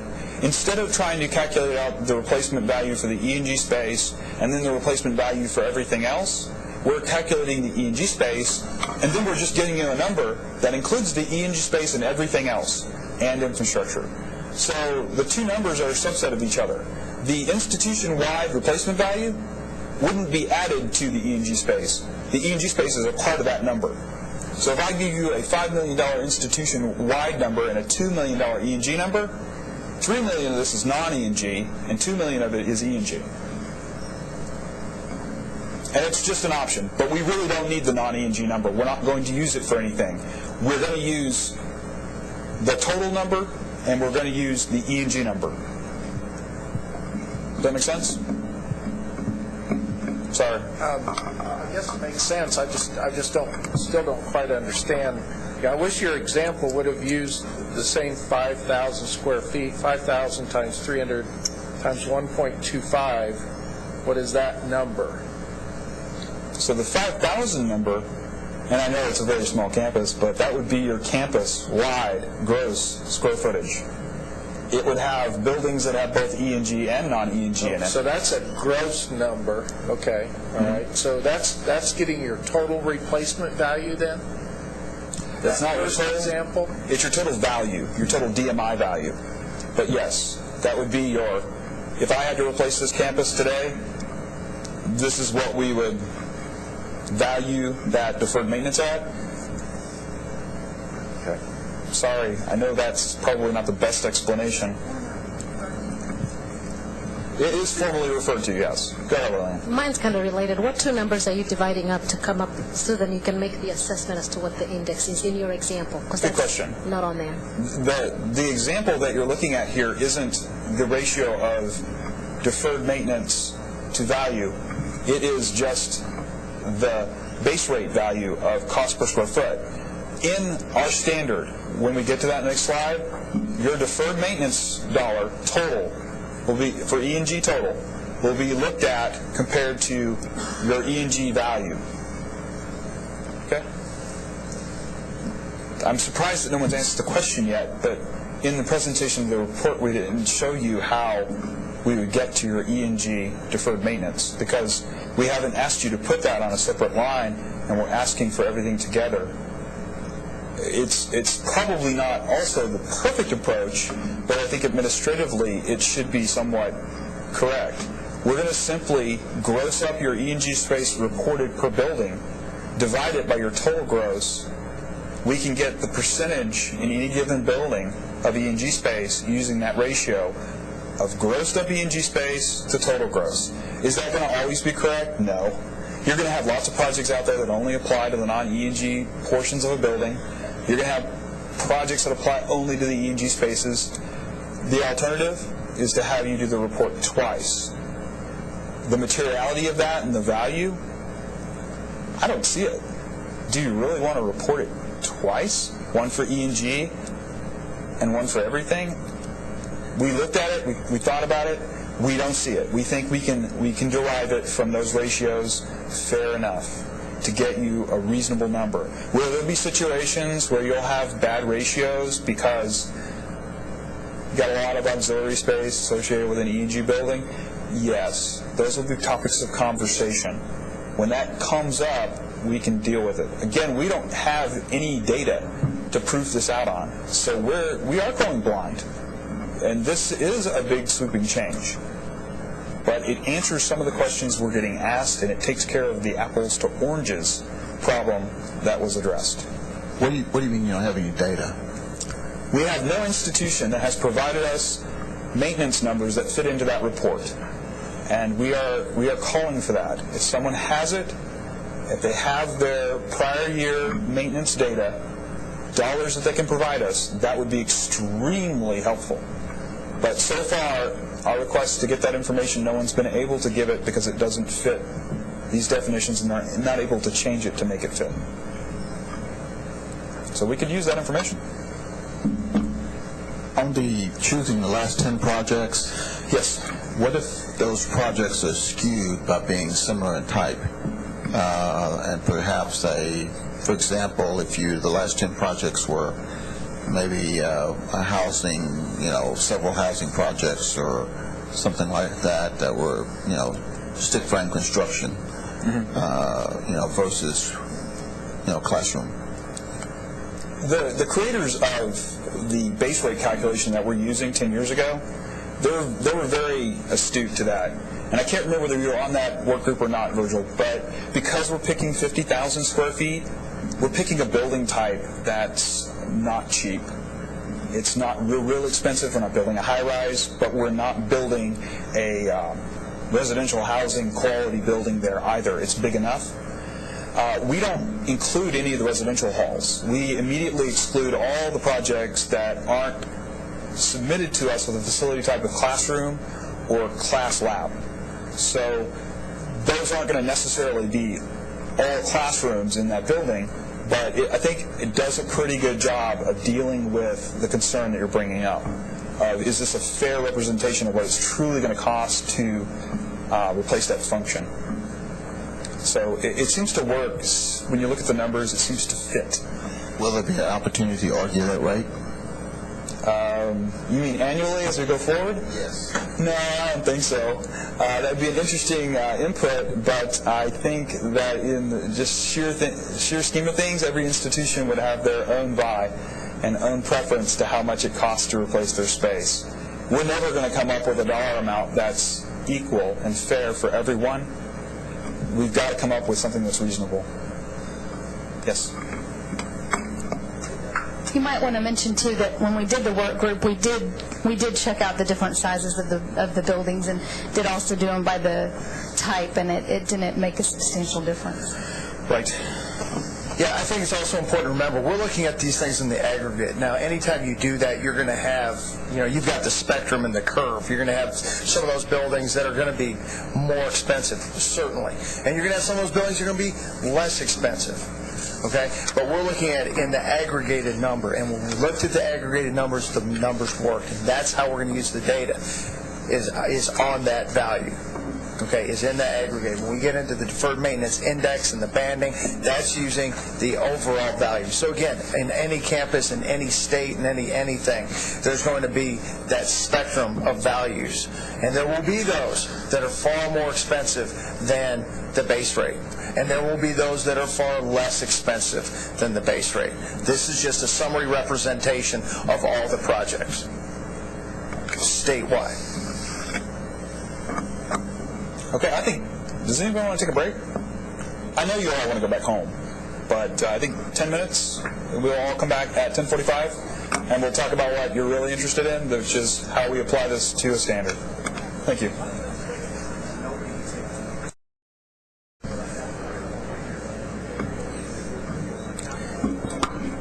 If everyone wouldn't mind moving back to your seats, we can get started again.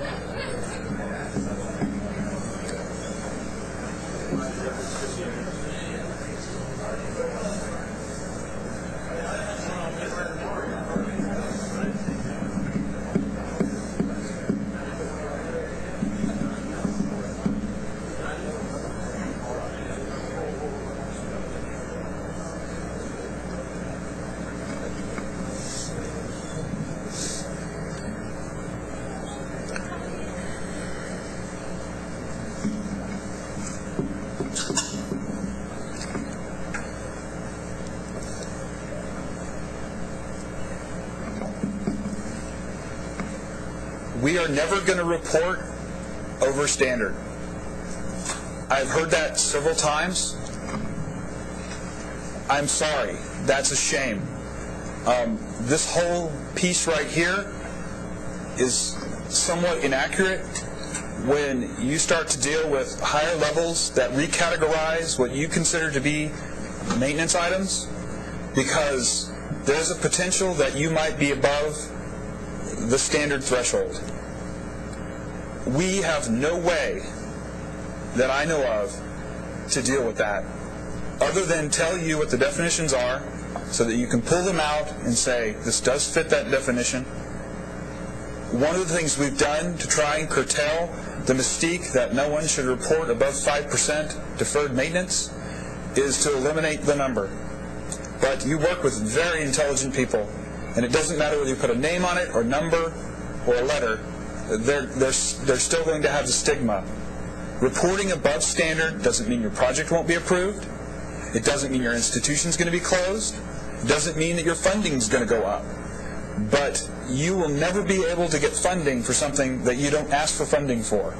Deferred maintenance on the campuses that are now aging over 30 years on average, it's going to go up. You're going to start seeing more and more deferred maintenance on this report. If you report it, that is, which I know you all do. One of the things that we're proposing, stop laughing at me, one of the things that we're proposing is to go away from the 5% and start to categorize these numbers as good, fair, and poor. This is a holdover of the SCI that I referred to before. This isn't going to eliminate the stigma, but hopefully it will help. I'll just say it flat. We don't see an appetite for increasing the standard past 5%. Only good projects will be excused from coming up and explaining their projects to the committee. The committee is interested in seeing all the projects at an institution where they have more than 5%. But keep in mind with the definitions that we have, this is the E&G number. And your E&G deferred maintenance, well, we dropped the threshold, so you would be putting more on there, but we've also changed the definition, and a lot of things you were reporting as deferred maintenance are going to fall into planned maintenance. That's speculative in the lack of data, but the number is different nonetheless.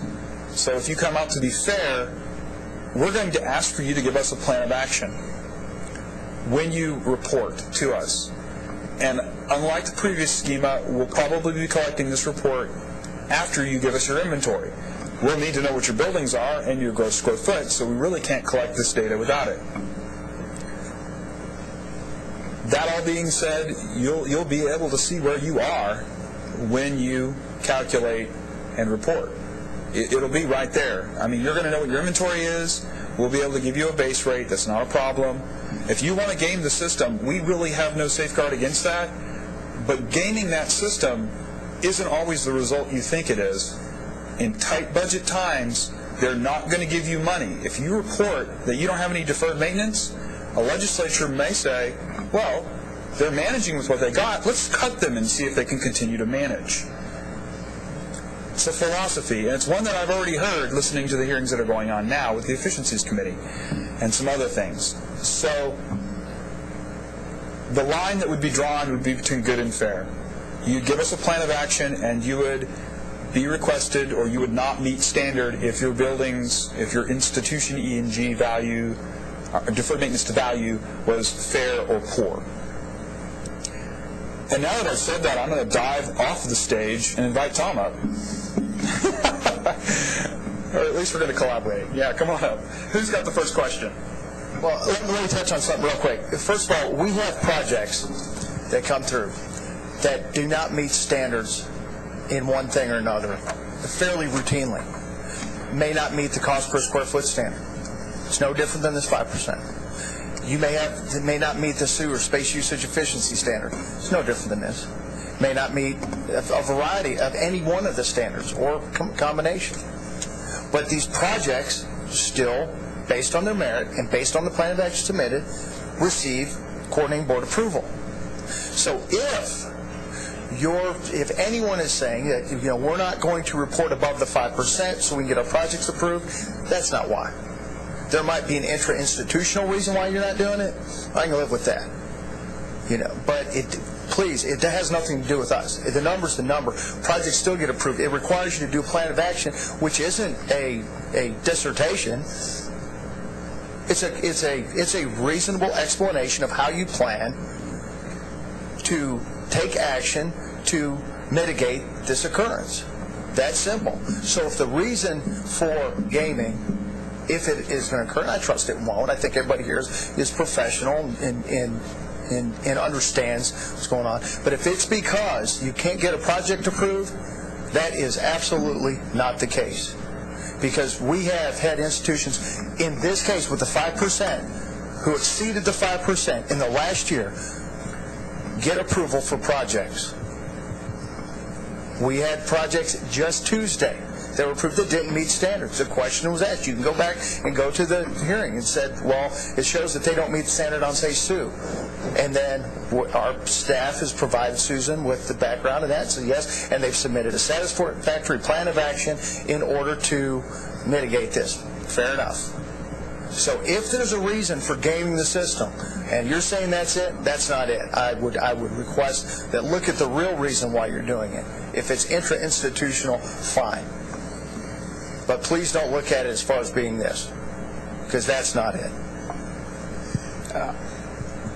Tom, when I look at the numbers, when you have a word called deferred maintenance index, oftentimes the leadership will look at the person that has to be responsible for taking care of deferred maintenance.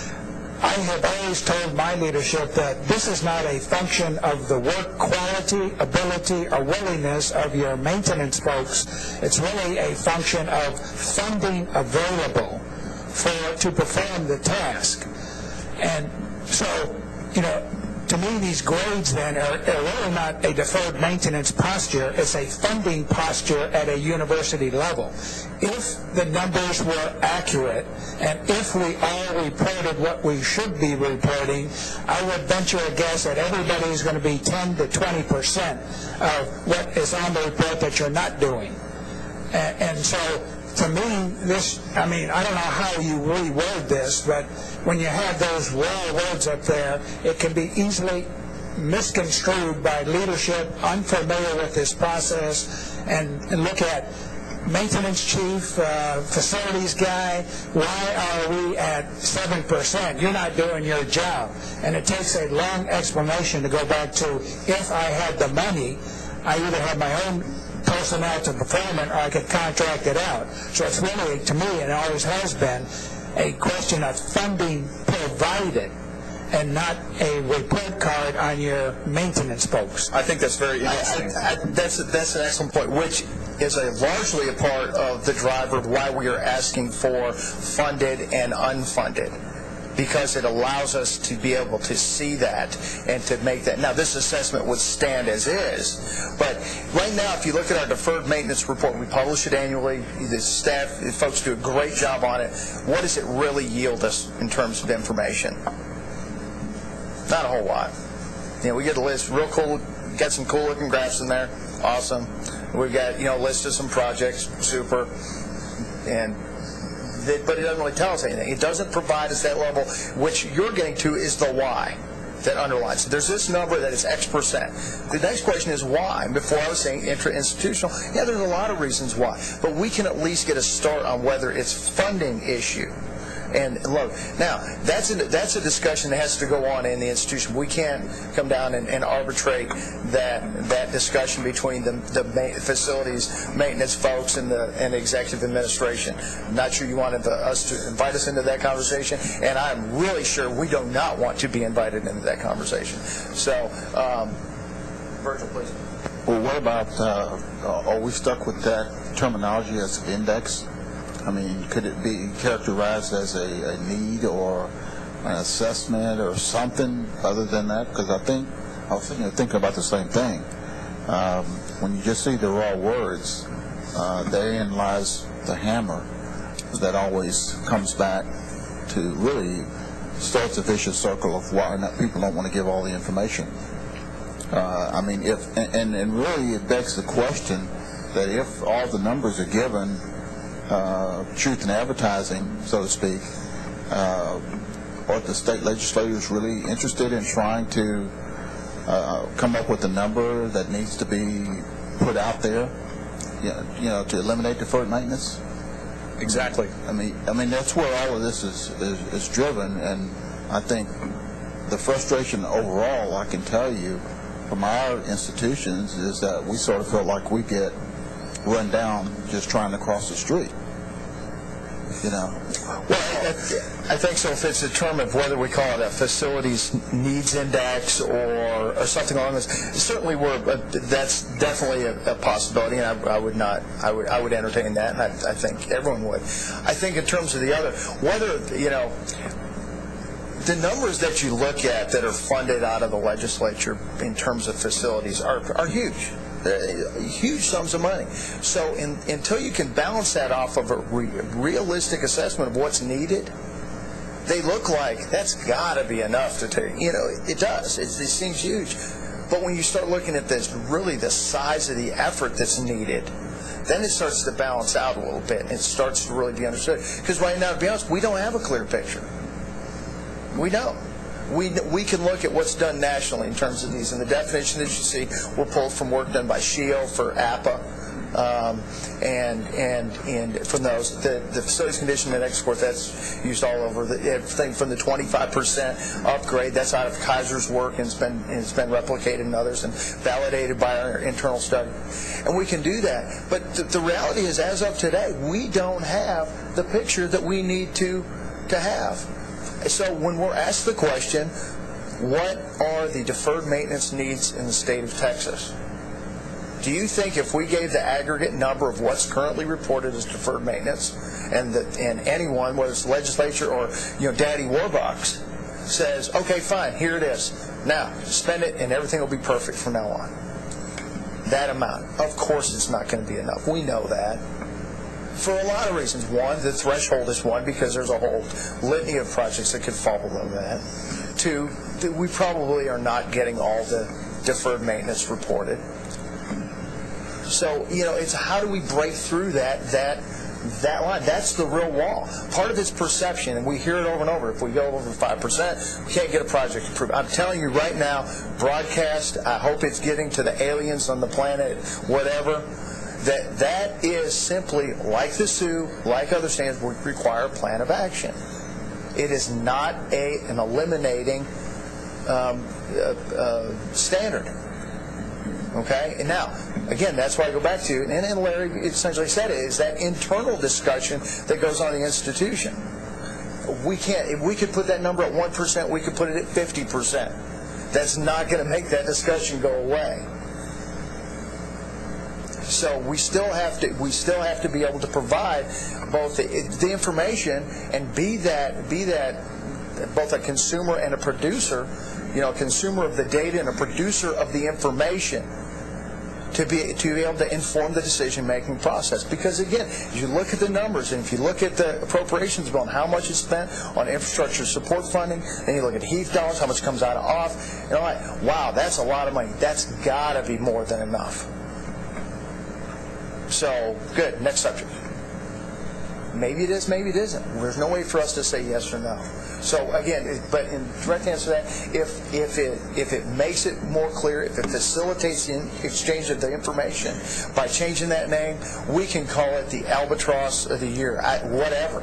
Let's just get it so we can do the best job that we can to facilitate the education of the students, and that's what it's about. On a functional use of that suggestion, if you would email us terms that would work better, we would appreciate that. The name is not set in stone. What if we were to try to categorize somehow in different levels? Maybe a long-term, whatever this term we're going to use, facilities index or the deferred maintenance, whatever the better term is, a short-term, I don't know, maybe not critical, but because obviously we don't want that. But are you thinking about taking the deferred maintenance subcategory that we're suggesting and slicing it up to things that are more important than others in that bucket? Yes, sir. More important, maybe more visible, maybe more applicable.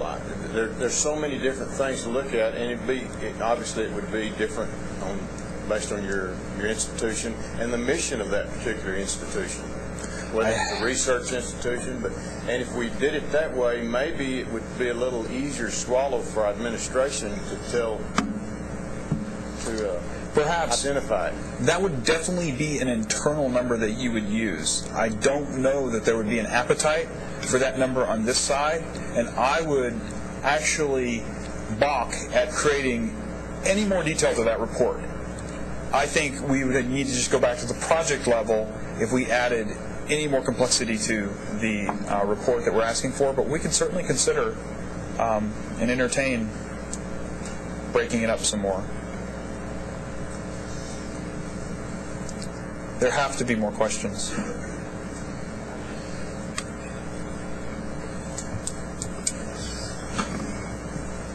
This is a question from a guy who doesn't really do deferred maintenance, but gets to hear a lot about it. How were these good, fair, and poor categories, these particular percentages determined? I mean, you're assigning names to these, but what's the background as to why 5% is, within 5% is good, above 5% to 10% is fair, above 10% is poor? I mean, who came up with those numbers and why? Good question. The question ultimately leads to, are these the right numbers? Are these the right thresholds? We don't really know for sure, but the Facilities Condition Index uses these percentages. Now, as I said earlier, this is not the Facilities Condition Index. We're not collecting the same information and using it in the same way. So, will these thresholds ever change? I don't know. Maybe at the 3-year point we find out that these are not the correct thresholds. There was a lot of discussion on that during the working group and a lot of valued discussion, but they came from that Facilities Index paper that was written.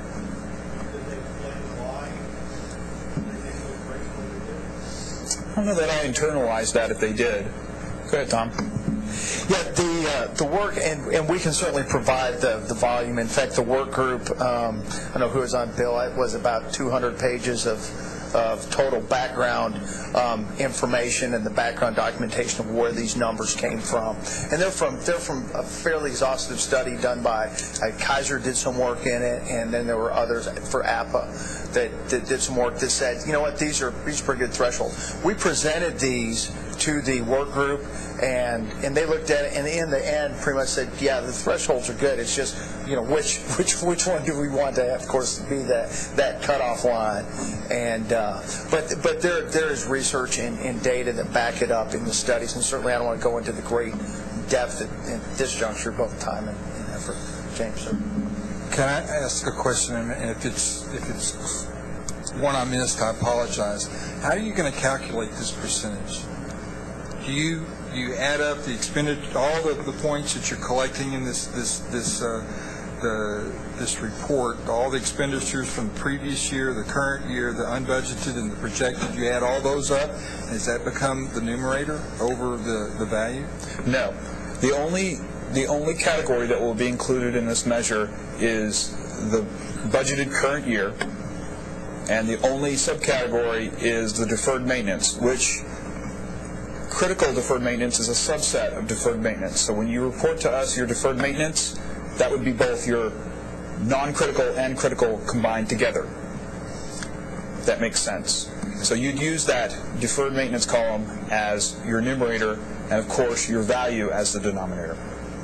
Could I ask you, when you finally publish this PowerPoint, could you add a slide that actually enumerates how you're going to get to this percentage? Sure. So that we can go back and try to replicate it, and so we can understand what actually has happened in our campus? Yes, absolutely. We'll do that. Got another question on the screen over here. We're going to. Yeah, we got an email question from Danny Smith at West Texas A&M. If we have a 20-year air handler or roof and next year's 20 years old, does it go under deferred maintenance if it's giving me absolutely no trouble? This was one of the cases where planned maintenance can continue to be planned maintenance over time. Okay, and you look at the definition of what needs to happen. So, you know, again, in fact, it was Jimmy and I were having a discussion at the break. It was, you know, just because it's a 20-year birthday does not mean we all turn to pumpkins. I mean, you know, if you walked in and said, you know, we're replacing this carpet, why? Well, it's a 5-year carpet, and it's 5 years old today, so it's got to go. I mean, as a taxpayer, I would be somewhat concerned about that. Although there are cases where you need to replace it because of the potential for overall system failure. But generally, based on that question, 20-year roof, it's 20 years old, but it's in absolutely great condition, no, it's not deferred maintenance. It would be planned maintenance, continued. And I guess in a continuation of that, you have a 20-year item. It's due at 20 years. You've scheduled it for that.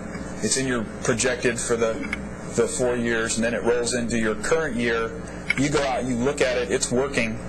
You leave it in your planned maintenance if you want to look at it again next year. If you look at it and go, no, this has definitely got 5 more years on it, it'd go back into the projected bucket or off the report, depending on how you enumerate that, and then it would roll back in, and when it reaches the 5-year point, you look at it. If it's broken at that point, it's still planned maintenance. If you don't fix it that year, the next year it falls into that deferred maintenance bucket.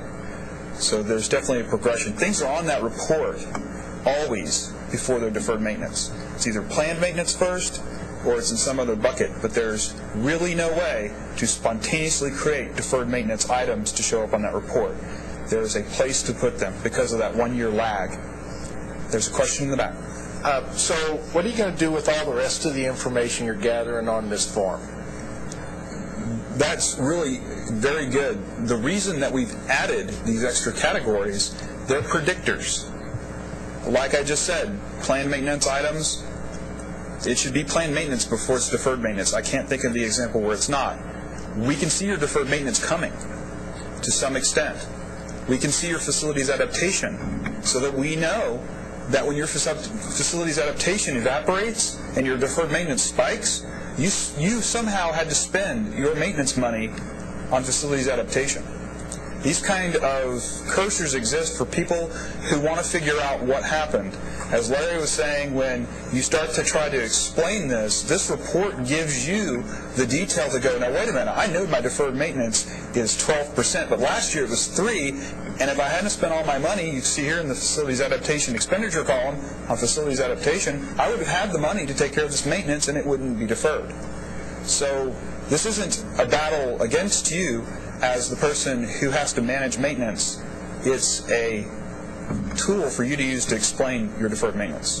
And to reiterate what Paul said, right now we're discussing, we've been asked questions by different committees in the legislature on, how much is needed here or there. Okay, we're looking 1 year in the past. They're asking about needs 3 years in the future, the 12-13 biennium. So, what's the world going to look like? We have to be able to predict out. And again, that 5-year period is what we're asking over the next biennium, current biennium, next biennium, and over the next 5 years. What are the needs going to be? And we want to be able to accurately represent that need. Okay? And Paul hit it dead on the head. That planned maintenance is so that we can look and see, yes, deferred maintenance as of today, as of the last report, is X amount. Sorry, my phone. Is X amount. But we can anticipate on the horizon, based on planned maintenance and what's historically been capably funded, that there's going to be a funding deficit. That gives us our ability to do that.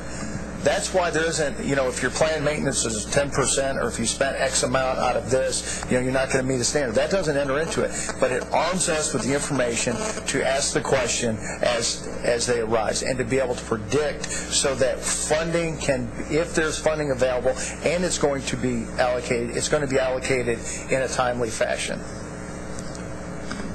Okay. Next question. Really? I think you're just tired of hearing from me. Before I sit down, I want to thank each one of you. You've asked some questions here. They've been very helpful. You're poking some good holes at, as someone put it earlier, a sweeping change that we're making. I also want to thank all the people who have worked on this in the last 20 years. Fortunately, we had documentation from that. It was very helpful in determining where to go. We've had so many comments and questions. That's the kind of information that helps us shape this so it's useful. Keep in mind, I really do invite your emails on the definitions and the names. It's not too late to change this. I don't think we're beyond revisions at all. The implementation for this is planned not in the fall of 2010, but in the fall of 2011. So you'll come through this next cycle, producing your MP2 and 4 reports, and then you'll be asked to produce, if this is adopted, in the next cycle. Thank you again. Appreciate your help.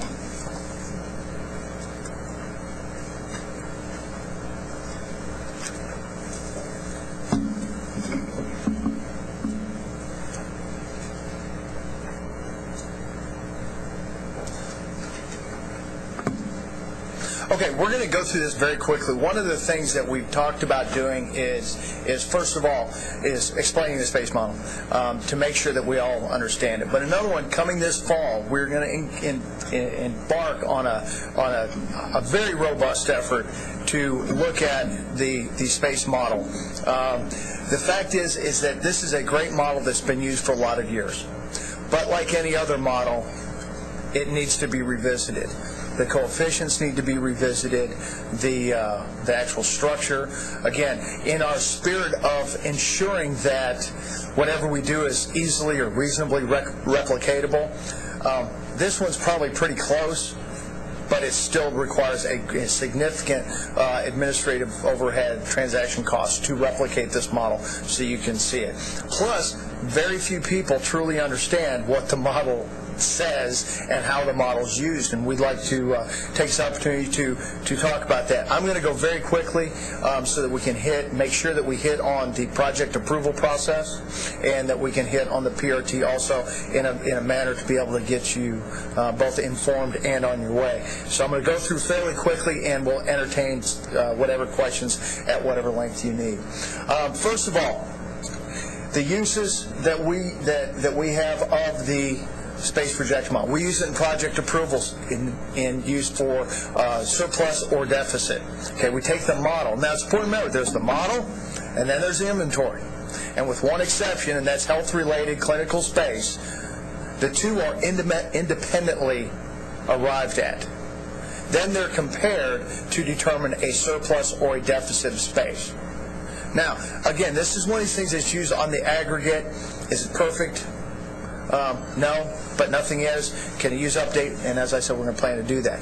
But it's important to remember that there is a point of intersection between your facilities inventory, which Roland's going to touch on in the PRT work, and this space model, and that's in the product of the surplus deficit, which is used for your project approval. It's also used in the infrastructure formula. The model, the predicted amount of space times utility rate times y'all others rate drives that funding model. Your actual space doesn't enter into that.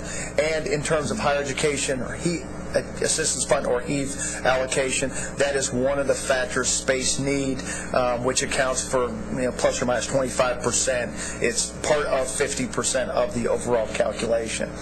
Okay, that's how it's used. It predicts E&G only. E&G space only, and then, as I said before, it compares to actual and establishes surplus or deficit. And it's done by sector. There's one model for the general academic institution that includes technical colleges. Health-related have a different model. The A&M agencies have a different model, both inside Brazos and outside Brazos County.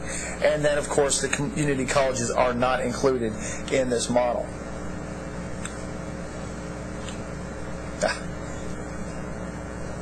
It must be a virus. So essentially you're looking at, it's a 5-factor model. This is the basic model you'll see for the general academic institutions. You have teaching space, library space, research space, office space. Support space is a mathematical calculation of the other types of space, 9%. And as we go through, it's color-coded as we go through. And these are the general drivers. I'm not going to get too deep into these unless you request. We can see, but it is fairly complicated. And there are some differences. For teaching space, general academic uses student hours, or full-time student equivalents. Health-related uses head counts, and agencies use student hours, and you go through. And there are many differences. Now, on the top where you see teaching, library, office, and research, for the health-related, instead of the library space, their fifth factor is the clinical space. And for our health-related folks out there, as you know, it is the actual clinical space that you report in your inventory is carried over, so it's assumed to be the appropriate amount. And we're going to talk about these individually. There's a difference between levels of instruction. Many folks have asked the question, why does an undergraduate drive more space than a doctoral student? Well, the larger part of that is that same space that doctoral student's going to use is also going to be jointly used with the undergraduate. There's not that clear delineation between the two. You don't have rooms that just the undergraduates go in, for the most part, and rooms that just the doctoral or the graduate students go in. The space is also increased based on the needs of the individual program. Programs, say mathematics, while absolutely critical, don't require a whole lot of space, whereas a program, say agriculture or visual and performing arts, need a lot of space in order to perform that. So naturally, they model more space. Let me toss one additional thing in there.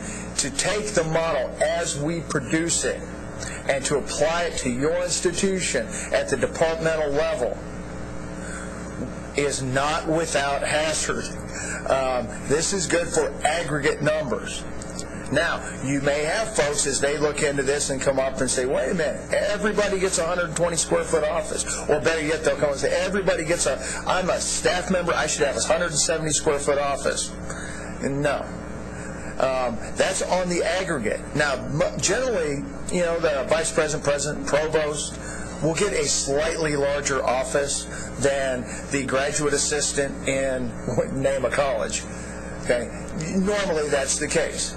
So there isn't more space modeled for the president, hence there's going to be less space modeled if you're trying to do this internally. I know some institutions have gone through some efforts to be able to develop internal space models that use this as an overarching, not to exceed amount perhaps, but I would tell you that if you're trying to take this and directly attribute it in its current state, that's not without hazard. Library space, there are a variety of factors that involve it, both the types of programs, the number of students, etc., and square footages that are attributed to each. Research expenditures, we get 9,000 square feet per adjusted 1 million, or 9 square feet per thousand. It's another way to look at it. That's an extremely large amount of space for an adjusted million in research expenditures. Looking at it nationally, the next closest state to us in prediction is Kentucky. I believe it's Kentucky. It's 7,000 per adjusted million. Most are far lower in their predicted research space amounts. That's indicated when you look at some of the research space surpluses that exist out there in the institutions. Certainly, in some cases, 1 million square foot, surplus deficit, a 1 million square foot deficit in research space. That's telling me that probably the model's perhaps over-predicting in that area slightly.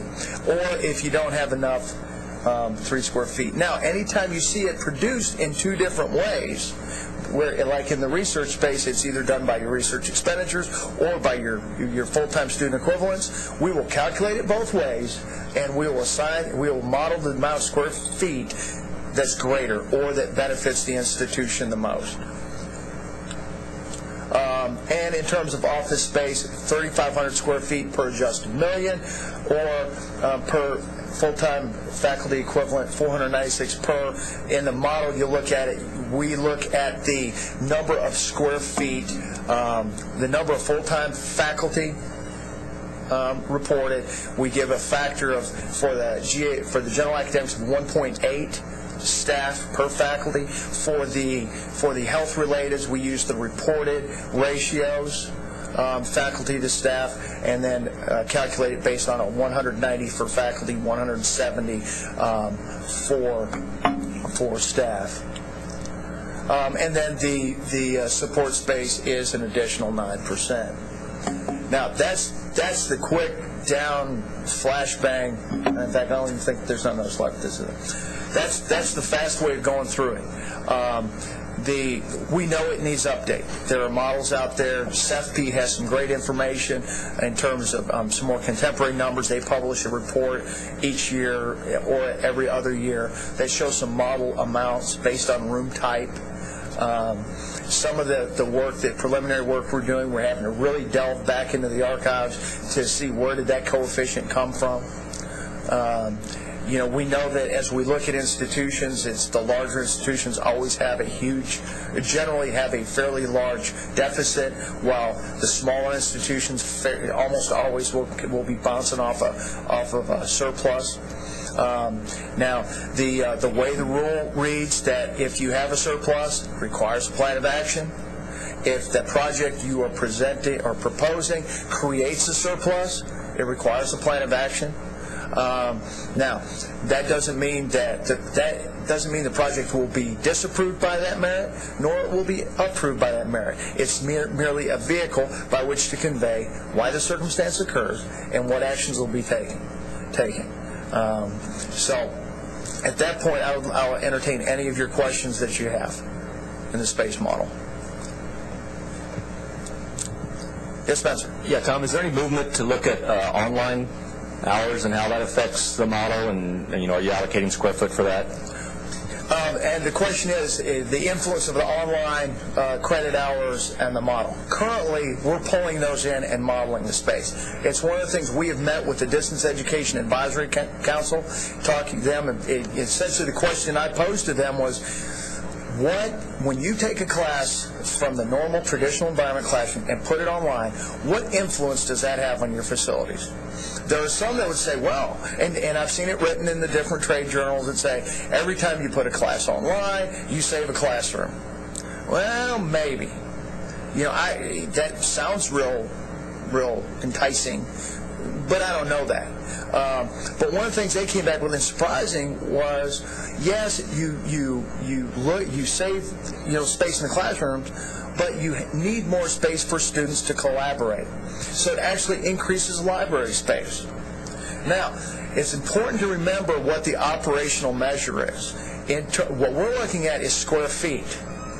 If you're looking at your operational measure in terms of rooms, it will look like you're going to need more space if you put a class online, because you may need 2 small student gathering spaces, whether they're rooms or whether they're areas. So it will look like you need more.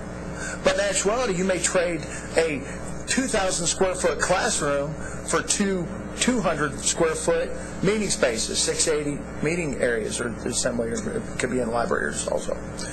So square footage wise, you may show, and again, I use the term may, because we want to engage with all the institutions to get that feedback, a reduction in the space need if you're looking at it in terms of square feet. If you're looking at it in terms of rooms as the operational measure, yes, you're going to need more rooms. The other part was, increased telecommunication space, and that one was, perhaps, and we want to engage more fully in that. But I think it sounds very tempting to say right off the cuff that the more online courses you have, less space you need. And while I think that some element of that is probably the case, I can't state that to be a certainty, because we have not gone into the depth and a robust enough study to be able to do that. But currently, to kind of summarize, Spencer, currently we pull those into the space model. As we go forward, we will attempt to make adjustments to accurately reflect the need of the institution. In that case, it would be, if all that plays true, that it does require less, it would be a reduced need. But there are other areas where there may indeed be an expanded need. And we've got one up here, Jen.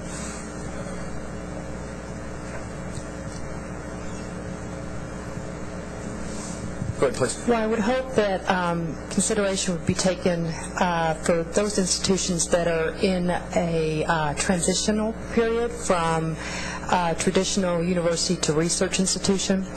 Our overall space deficit is at 1 million square feet. However, we are showing a surplus right now in our research area, which is clearly not what we need to be having.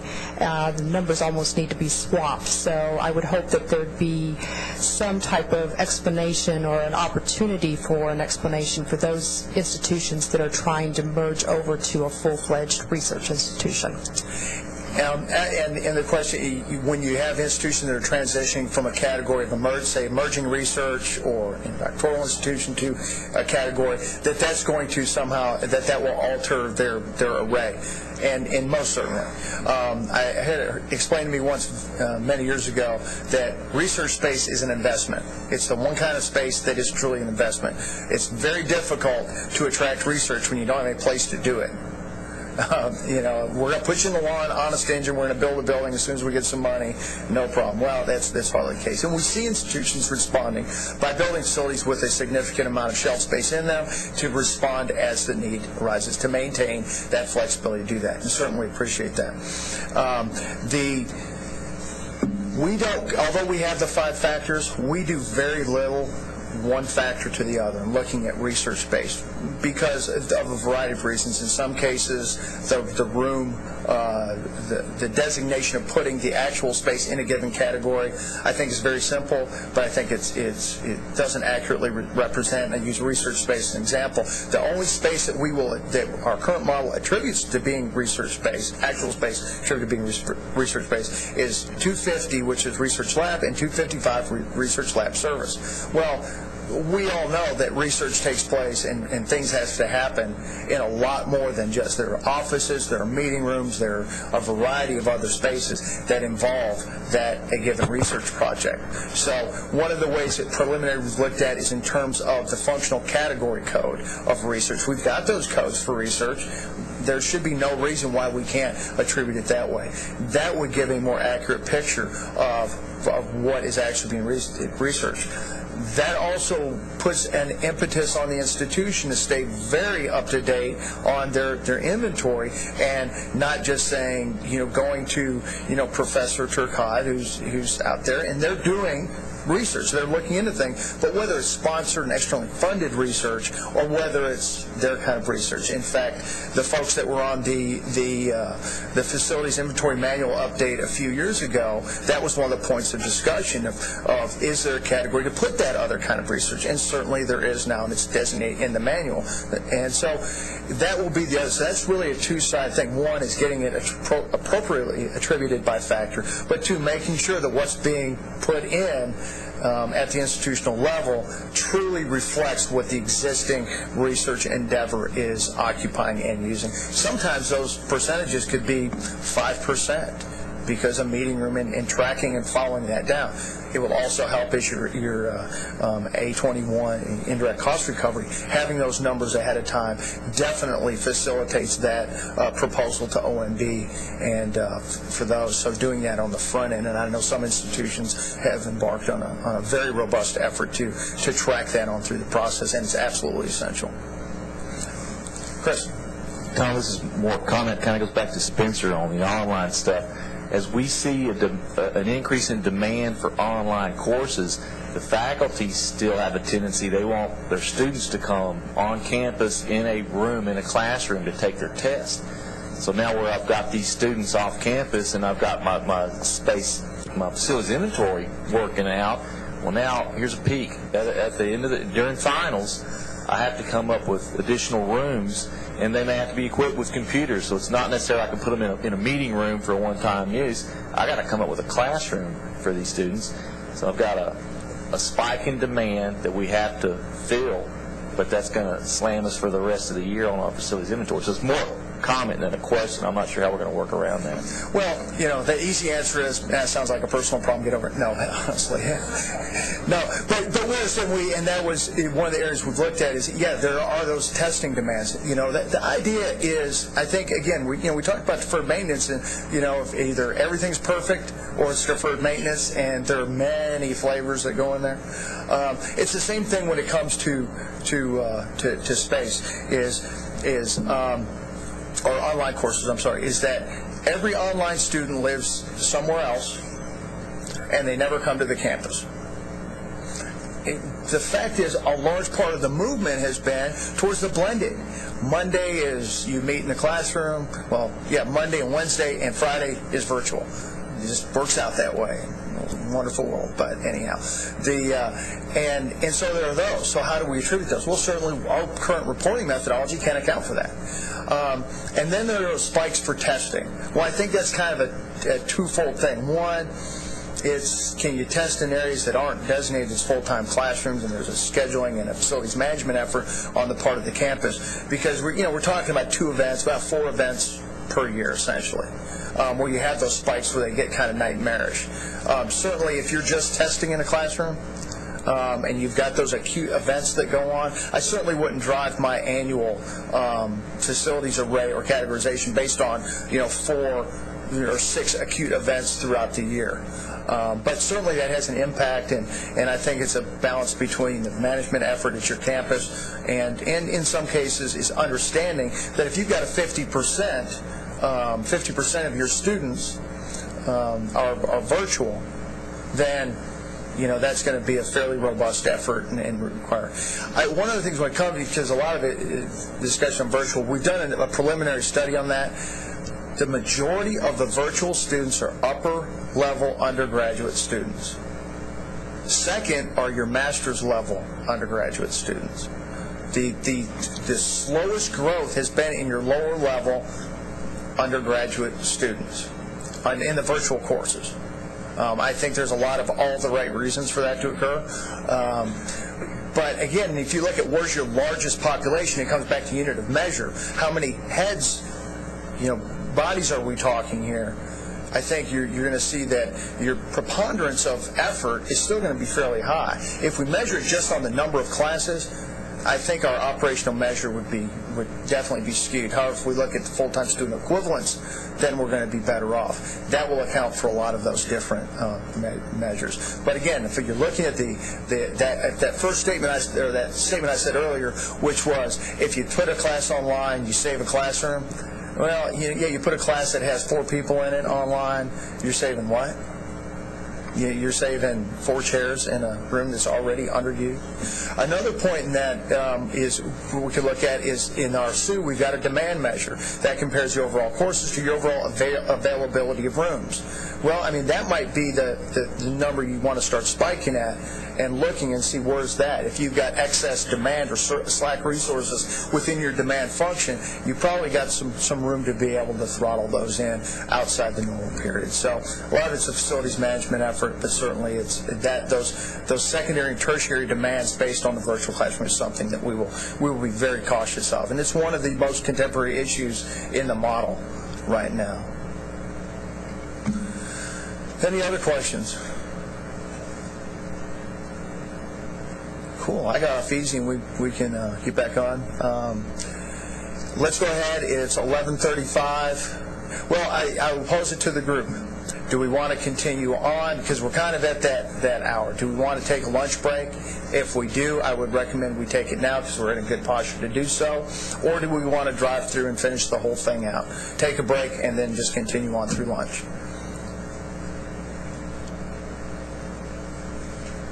Or do you want me to decide? Break? Okay, well, I see this. I'm going to go with, that's a keep going. I see a thumbs up with the keep going. We got 2, 3, 4, 5. You give me 6, 7, 8, 9, 10. Okay, we're going to keep going. We're going to take a 10-minute break. It's 11:36 right now. We'll start back up at 11:46. Thank you, folks.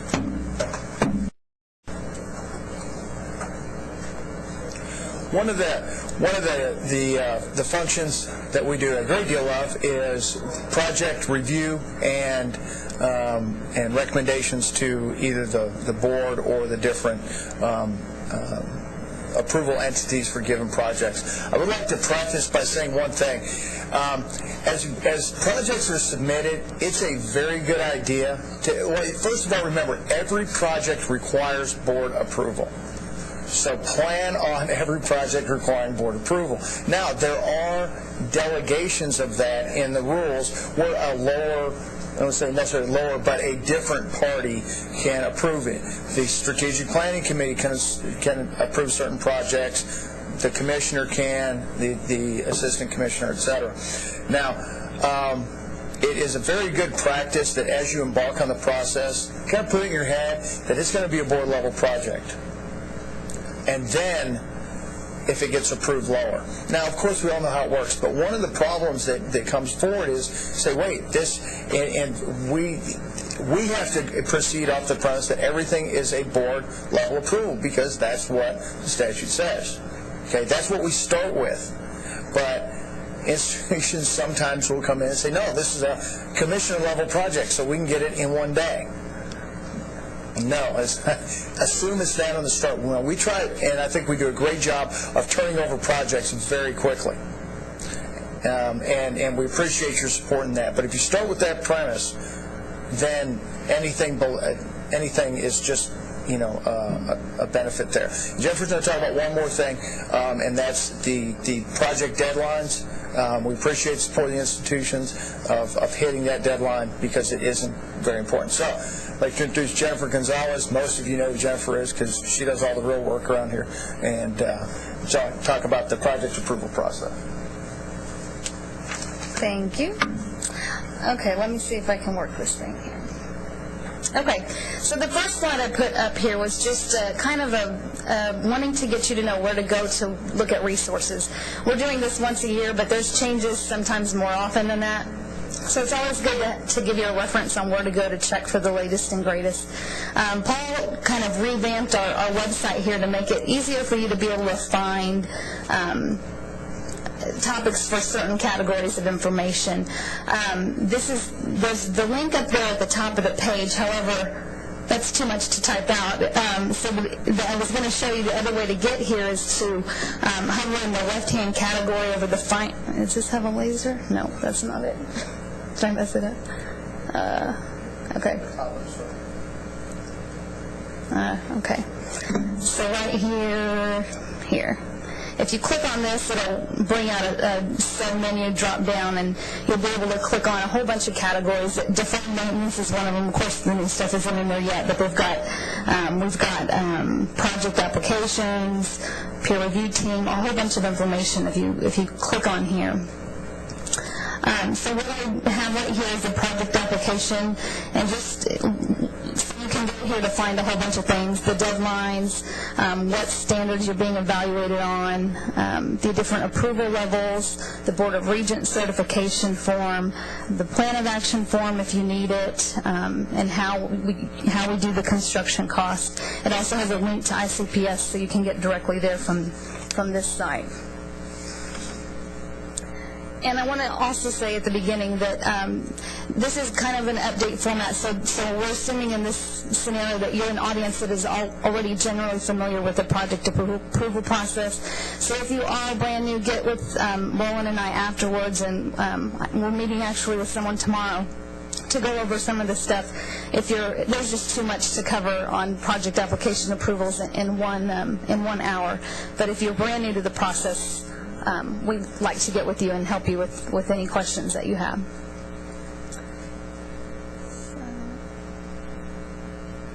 Okay, so we're really highlighting the things that have changed. This just talks about why the coordinating board is needing to approve or disapprove projects. Of course, it's given to us in the education code. What we need to do, regardless of the funding source, is approve projects in these following categories. And the only thing that's changed here recently is that the new construction and addition projects and the repair and renovation projects threshold is now $4 million. It used to be $2 million for repair and renovation, or $2 million for new construction and $1 million for repair and renovation. And these have gone up, so some of those smaller projects don't have to come to us for approval anymore. Again, both improved and unimproved real property purchases. If these are gift or lease purchase and you're not planning on putting it on your E&G inventory, then it's less than 300, or I'm sorry, I should have just read the statement. So there's that stuff there. The auxiliary enterprise projects still have to come for approval. Intercollegiate athletic projects, energy savings performance contracts, which have been heavy recently, and then tuition revenue bond projects. Although we just evaluate them for the standard in the approval process, we do, however, collect tuition revenue bond request for the legislature also in our ICPS application. just to let you know that, be prepared, there might be a possibility that there'll be a call for the TRB projects from the legislature, but we will let you know when we know, so we don't know when that date will be. So next we have, this is just some of the application procedures. It's generally the same, but you'll have to, whenever you're going to submit an application, you'll need to complete it through the Integrated Campus Planning System, which is our online system, and you'll also have to submit a Board of Regents certification form. And projects that are going to be considered need to be submitted at least 80 days prior to the board meeting, and this is in our rules. And you may say, why do y'all need 80 days? Actually, we only have 2 days in our office, which kind of leads to the next request that's changed recently, is that we have to get all the information and our requests for additional information if we need to ask you to complete the project analysis before the established or by the established deadline.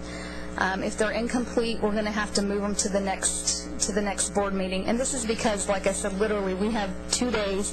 There had previously been instances where someone got the application in at the last minute, which was fine, but when we had to follow up for information, it wasn't getting to us in time, where we had to forward on our information to get that stuff in the meeting agenda packet and get it ready for the meeting.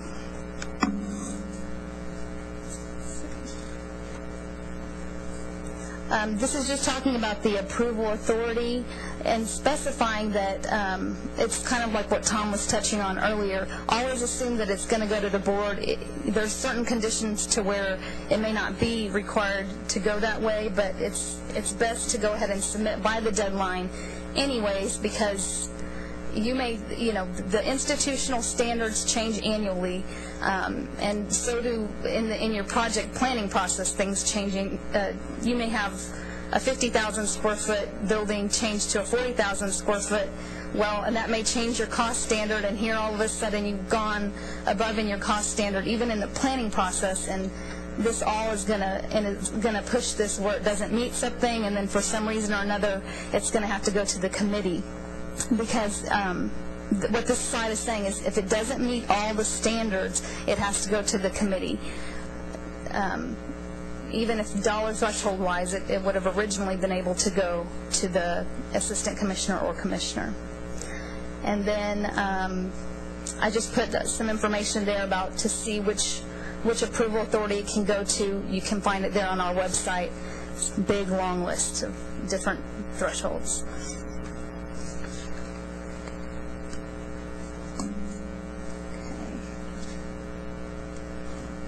This is just a kind of a visual to see how the process works.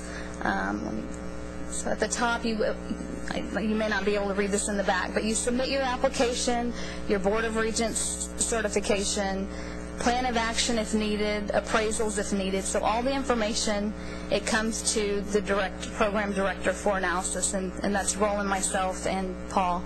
And then if we need additional data, we'll get back to you, and then that also has to be submitted. From there, once we're done with the analysis, it goes to the director for review. And from that point in time, it goes to the assistant commissioner. If it's eligible for commissioner approval, from that point, if it's fine, it goes out for an approval letter. If not, it goes to the commissioner for review. Same line here. If they can sign it, approval letter goes out. If it's not eligible for them, it goes down to the committee. Same way there. And if finally it gets to the board, from the board it's either an approval letter or the project is disapproved or placed on hold. So, okay. Any questions on that or anything so far?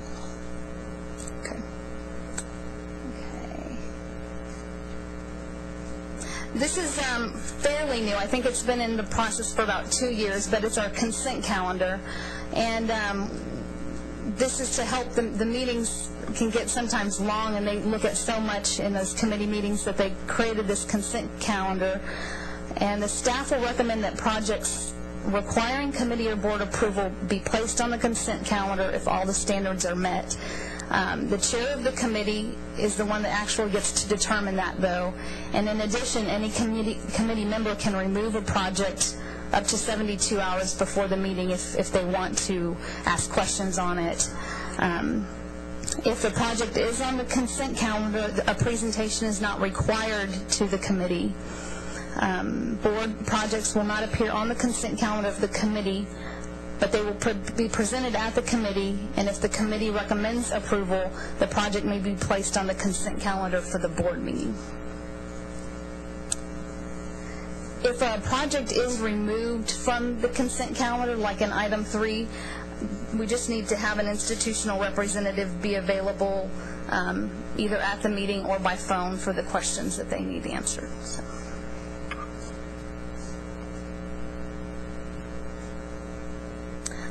As far as presenting to the committee, it shouldn't be that tedious and cumbersome. You're really just presenting a short 5-minute maximum of 5-slide presentation that has to also be sent to us ahead of time so we can load it up and have it ready to go with the presenter's information and title.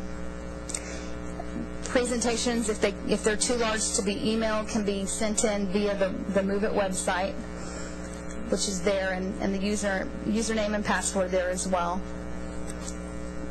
The presentation should also address the reason that it's well, I take that back. There's sometimes not a reason. If it's a board project, it has to be presented to the committee. But if there is a reason or any extenuating circumstances that are pertinent to that project, they should be shared during that time. And actually, just as of Tuesday, we have a new template design for presentations. I think it's in your packet too, right? Yes. And just kind of a generic straw man, which you can fill in to help you have a guideline of how to present and what information the committee is deeming important.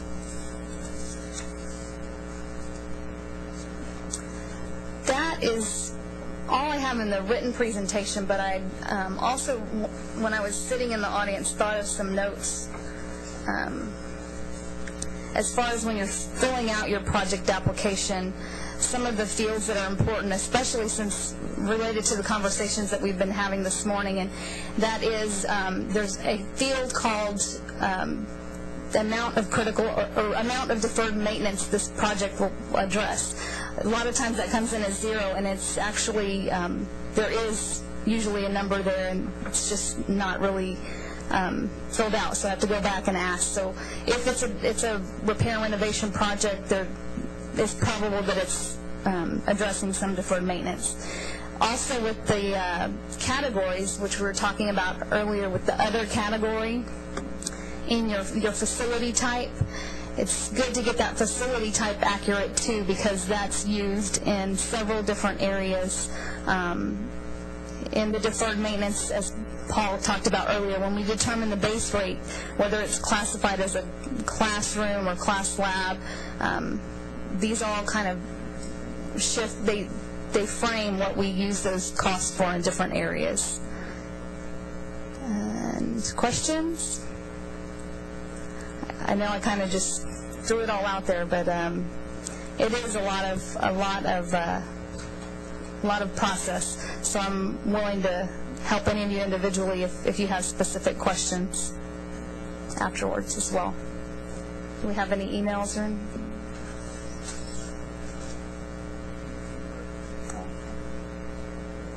All right, well, if there's no questions on this, I am going to turn it over to Roland Gilmore. Okay, Tom's going to have a comment. Okay, I promised I'd put in a plug for.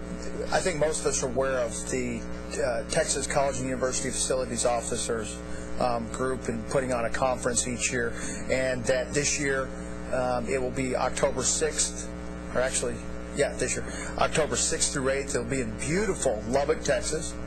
And I mean that sincerely. And to sign up and reservations and that is www.t-cuf.org. It's being done in conjunction with another organization. It's really going to be a pretty huge expo. A lot of sponsors and a good time to be had by all. The Texas Tech folks said they've got free football, 50-yard line football tickets for the football game. I'm kidding, of course. But I wanted to put in that plug to make sure that we had that. The next presentation will be from... Okay, well, he can fix that himself since I broke it, which is normal. Right? Is Roland Gilmore. It's going to talk about the PRT process.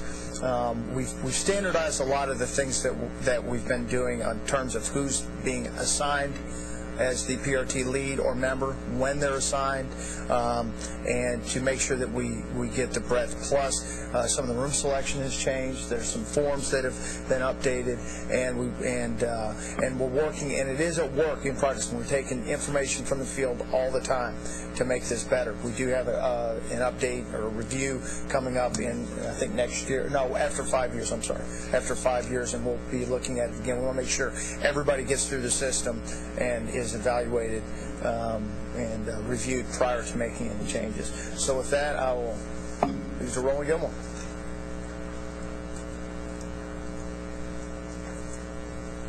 Well, with all that's gone on today, the DMI as well as the space model and a few other things, even in the project application process, there's one common thread here that has to be accurate, and that's your space inventory for ENG space.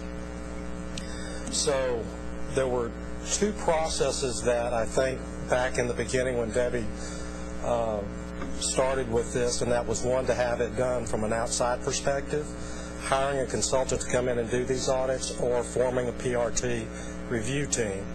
And it was decided to, with good reason, to form the PRT review team, and that was to cut down on the expenses to the institutions, because it would cost an enormous amount of dollars to hire an outside team to come in and perform these audits.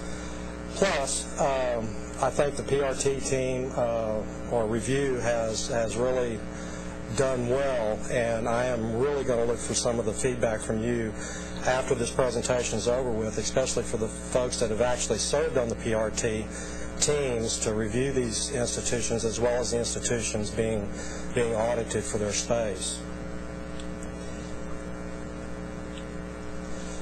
What we're going to cover when we get a little bit of background on this, some of the goals and the timing, present the fiscal year 2011 audit schedule as well as the audit objectives. I'm going to discuss some of the process efficiencies that's taken place in recent years, as well as the audit process flow, and go over the compliance criteria a little bit, and then we're going to have some questions and feedback. And feel free to ask questions at any point in time in this process. Uh-oh. Fix that for me, please. Uh-oh. Sorry. Okay, as a result of the ENG space playing so much of a big part in a lot of the calculations and things that you've seen today, it was also put in statute that the Texas Education Code would perform audits of facilities. That said, one of the audit goals of this is to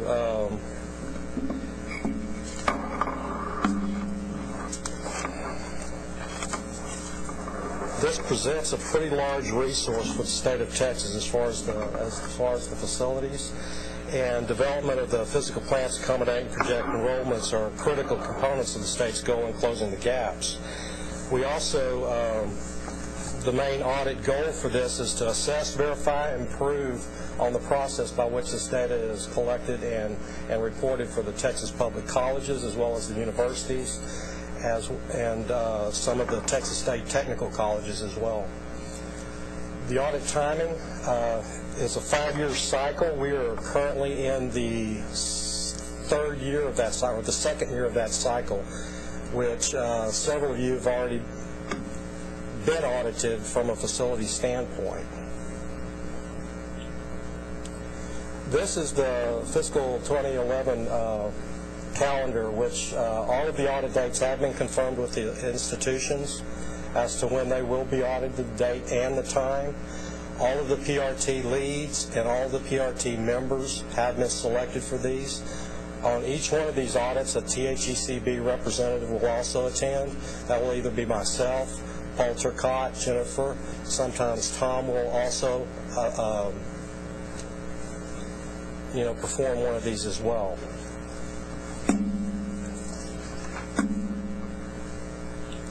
The audit objectives. The selected institutions, whichever those are in the current fiscal year, will be making sure that the data or your E&G inventory space is accurately reporting to the board, that you have control systems in place in order to manage these programs, as well as follow the board rules. There's really two processes involved in this. One is actually the inventory space being audited, but also in conjunction with this, and it will also be later in the slide in the process flow, is there's a project audit piece of this that is the responsibility of the internal auditors of that particular institution or system in some cases. They have the ability to either perform that audit themselves on the projects, or they can hire an outside consultant to do that for them. Some of the audit efficiencies that we've come up with I've only been here roughly about a year, but Paul and Jennifer and I have worked tremendous on what Debbie had already began back when they officially started this process. Is we were able to make the audit worksheets, which was a manual task for the audit team. Once they hit the university, they had to fill all of these out. We were able to do this in an Access database, which also performs the random room sample as well.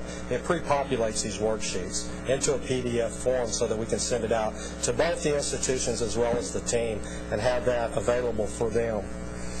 Also, on those of you that are familiar with the room summary Excel spreadsheet, those were also updated with formulas to where they auto-populate the room sample as well as auto-calculate the scores as far as how well you did on those. All the audit team has to do is copy and paste what is actually reported into the observed and change what was inaccurate.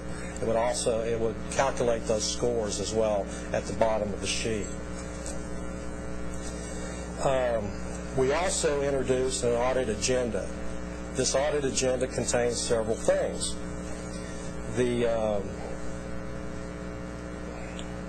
I think I have come on, there, whoops. This is an example of the worksheets. Could you back that up, please?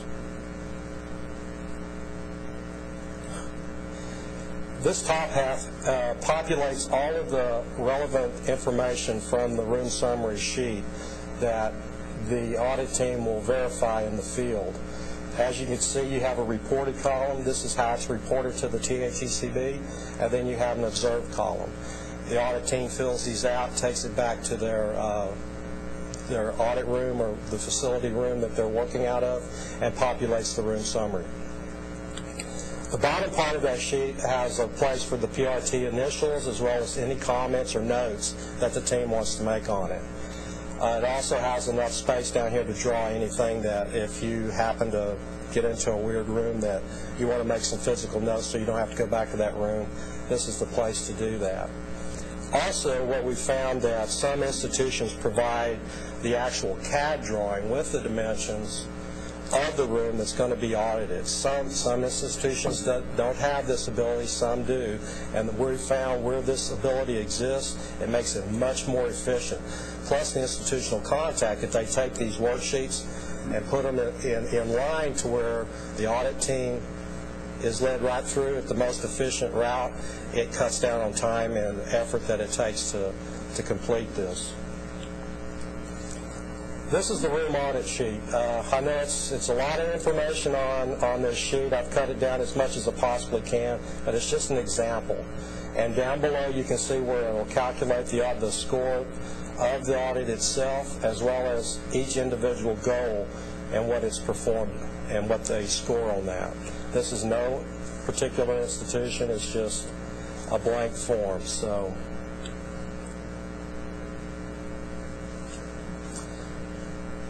I mentioned that we also added an audit agenda to the form. It gives a chronological order of what needs to happen and when, and it also provides you with the date as well as list the activities that need to occur by either the PRT team lead, the institution, or the THECB member.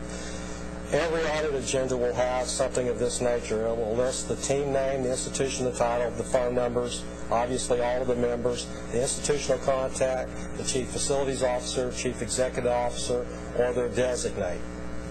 So the institution is really responsible for filling out those information, and also the institutional's internal auditor is also copied on all of the communication as well, because they have a piece that ultimately kicks off the same time as the PRT review. This is also an example of the agenda, like I was talking about, that it gives you kind of a chronological order of what needs to happen and when. 90 days before the audit, the THECB will send out a confirmation of the audit dates to all the participants, as well as remind the institution they have up until the 30-day window to update any inventory that they see fit needing to be updated. 60 days, the institutional contact needs to send their institutional facilities policies and procedures to the THECB as a staff member as well as the team lead.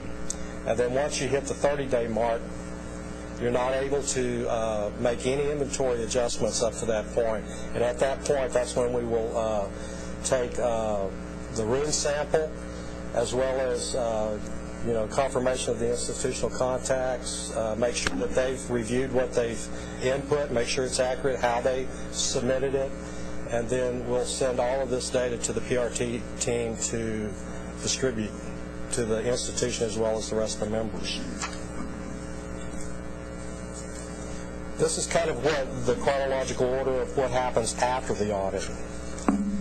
14 days after the audit, the PRT team completes the audit report, and the PRT team lead actually produces a letter, a cover letter, as well as the report, and submits that to the THECB as well as the institution. 28 days after that, the CFO combines that report, that institutional facilities report is combined, let me back up. The PRT audit report is combined with the institutional project report and made into an institutional facilities audit report. And 28 days after the audit, it needs to go with the comments from the CFO to the institution's CEO. And then 58 days after that, the chief executive officer can review that, put his comments, and send the official report back to the THECB. Now, the staff, the THEB staff here takes the results, and these results and the comments and stuff are reported on the September committee meeting and the October board meeting of the following the current audit year. So this September, all of the audits that have taken place will be presented to our committee and our board. One of the other efficiencies that we were talking about is in the form of PRT training. Now, I know that in the initial phase of this, there were like 3 to 5 members that would participate on each one of these PRT reviews. We found that PRT members at 3 is pretty efficient, and I'm going to solicit all the comments from the folks in the audience that's actually served on these. Introduction of informal PRT training here. The selected members provide documents for their review, and then teleconference with the THECB if they need to do any additional training over the phone. This is more of an on-the-audit training experience, and what we'll do is we'll select the members from audits or from institutions that will be audited the following year, or the following year of the current year, and ask them if they would like to send a representative from their institution to perform as a member, and that will give them valuable experience to take back to their institution on how and what is going to be expected once their institution is being audited. I've done this in 2 cases, and in both cases have gotten real positive feedback from the institution, and so that was an invaluable experience to them. So I basically just sent on my particular audits, I just sent the document information to them and then just reviewed any questions that they had, and they did fine. So we found that to be a very, and it limits training expenses. So if you don't have to travel to train, this is and in the interest of saving travel expenses in today's world, this is a very good alternative.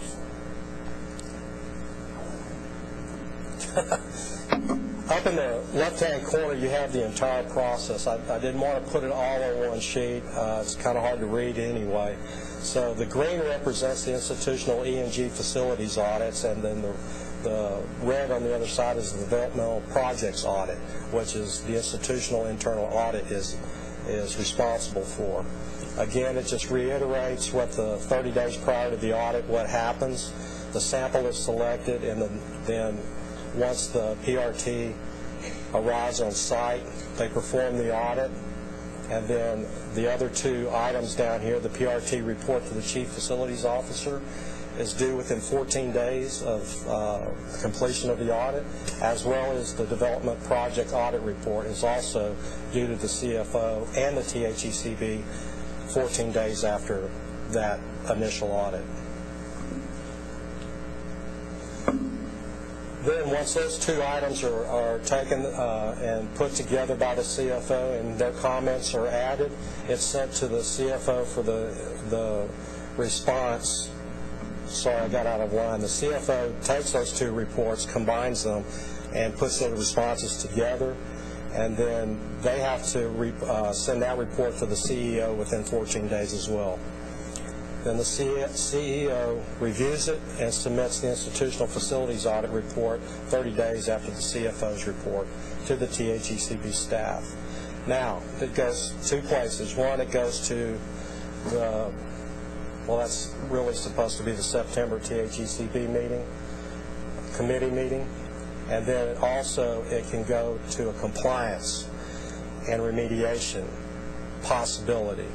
And I'll cover those compliance criteria here next.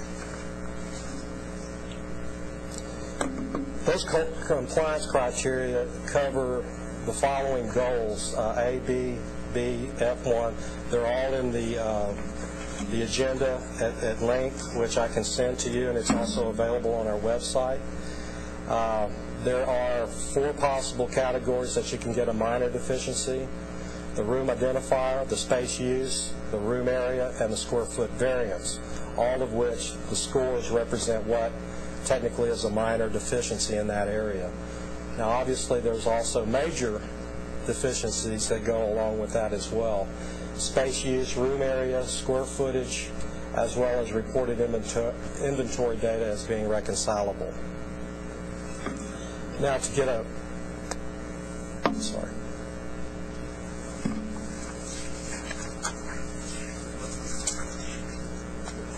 There we go. It's important to remember, this is what the staff uses to formulate their recommendation to the coordinating board executives as to whether an institution is in compliance or is not in compliance. The recommendations go different ways, but this is just to show you this. When we send forward a recommendation for a re-audit, these are the criteria that we use to form our decision and these scores. So there isn't any, we really don't like the University of Texas, so re-audit. These are the criteria when we formulate our recommendation that goes forward. Of course, the Executive Administration Coordinating Board can make whatever final determination they do, and it is up to the Assistant Commissioner in that case. So I just wanted to make sure we were clear on that. Now, for an institution to be in compliance, they have to reach a score of at least 70% and have no major deficiencies. Now, one thing is that 3 minor deficiencies also equal a major deficiency in this category as well. Well, that's about it for me. I'd like to, ask how many folks in the audience have actually participated as a PRT lead? several of them. Would either one of y'all would like to offer up their feedback on how well that went for those particular? Guess not. Oh, we got one over here. Hold on. It's very important because we take everything that you guys experience and try to make this process better. I was just going to say it was positive for the University of Houston, which didn't pass the first audit, but we learned a lot about how some of the institutions do things differently, and so the experience of learning just and seeing things done differently was very beneficial to us. And I'm doing 2 more. So. And I participated with her on one in Lamar, and it went very well as well. Brandon's also be on there, and I think that he's got a few things he'd like to comment, if he would, please. I really think that the process from the first audit that I was on improved tremendously on the second audit. All the forms where you enter the data, it was really just formalized and really efficient. So, and I'd recommend it to anybody who does work with facilities, because it does help you look at how other space is being used across the state and how it may or may not differ from the way that you're using your space. Is there any feedback, any comments? Yeah, I participated in the first pilot audit that was done, and I will tell you, I've done 2 of them subsequently, and the process has been refined considerably. It's as near painless as it can be. I was team lead on the last one, and I don't know that it took me more than, an hour and a half max or something like that to finish up the whole thing and get it sent out. So if you're asked to participate, please consider doing it, because it spreads the workload out. Also, you learn a lot by going to other institutions and looking at how they solve the same problems that you have to solve on a daily basis. And so I've learned a lot myself by going out and doing these things, and highly recommend it to anybody. Any other comments? I do. All right. Yeah, I too have been on a couple, and I was a team lead here recently. First of all, I want to commend the coordinating board, the guys that you and Jennifer. Great job. They really know their business, and this is really down to a process now that if the university that is being audited would just read and receive the packets that you receive. I mean, a thing like rooms not having a room number. Guys, they tell you 30 days ahead what room, so everybody in this room ought to get a 5, and there's no reason to get a 1 that you have any room without a number. Now, the glue may still be smellable, but so what? Paint's still wet. Yeah, you have, and the paint's still wet, but, I mean, so just go by it, and the team members that I've been with have all been superb people, and the only thing I would ask the coordinating board is the one policy and procedures in place. If we could just get some sort of web page or link or something where everybody would forward their policies and procedures, understanding full well every university is different, but if we have a template of what are the policies that are, quote, passable, doable, that look pretty, then let's get it up there, because as I've gone to not only my 2 formal but several others, we have about 36 different policies and procedures out there, and I don't see a need why we should all be writing policies and procedures without using some sort of standard template to start with. And that would be my only comment, that we put something up there like that. And let me respond, Larry, absolutely here, loud and clear, and I could not agree with you more. I think as we started this process here a few years ago, I could probably count on less than one hand the number of institutions that had formal policies for their space, maybe one that had formal policies for their space management inventory procedures that were effective, efficient, and enforced.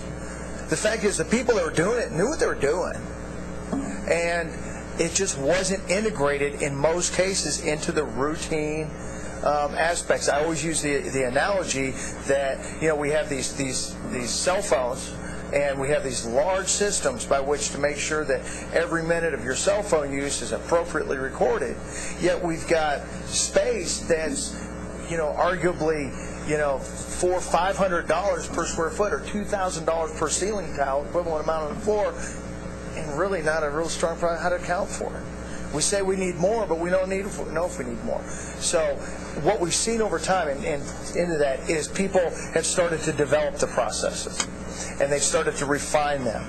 And it's been somewhat of a conscious decision on our part, rather than taking all the initial products, but taking those that are in place and for us, and are working. So you're absolutely correct, and I could not have possibly agree with you more.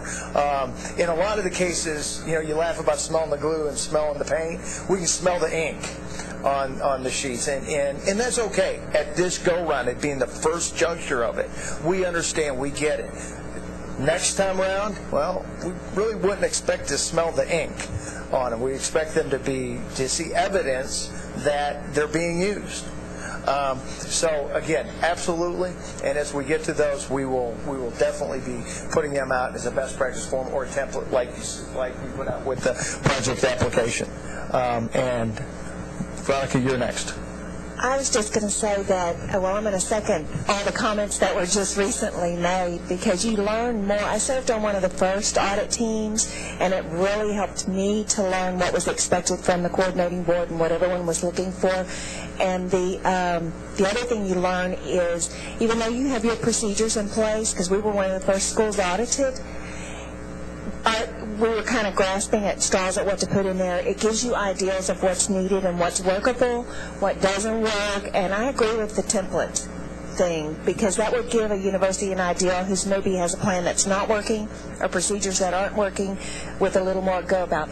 But I think this has been a wonderful learning experience as much as anything else.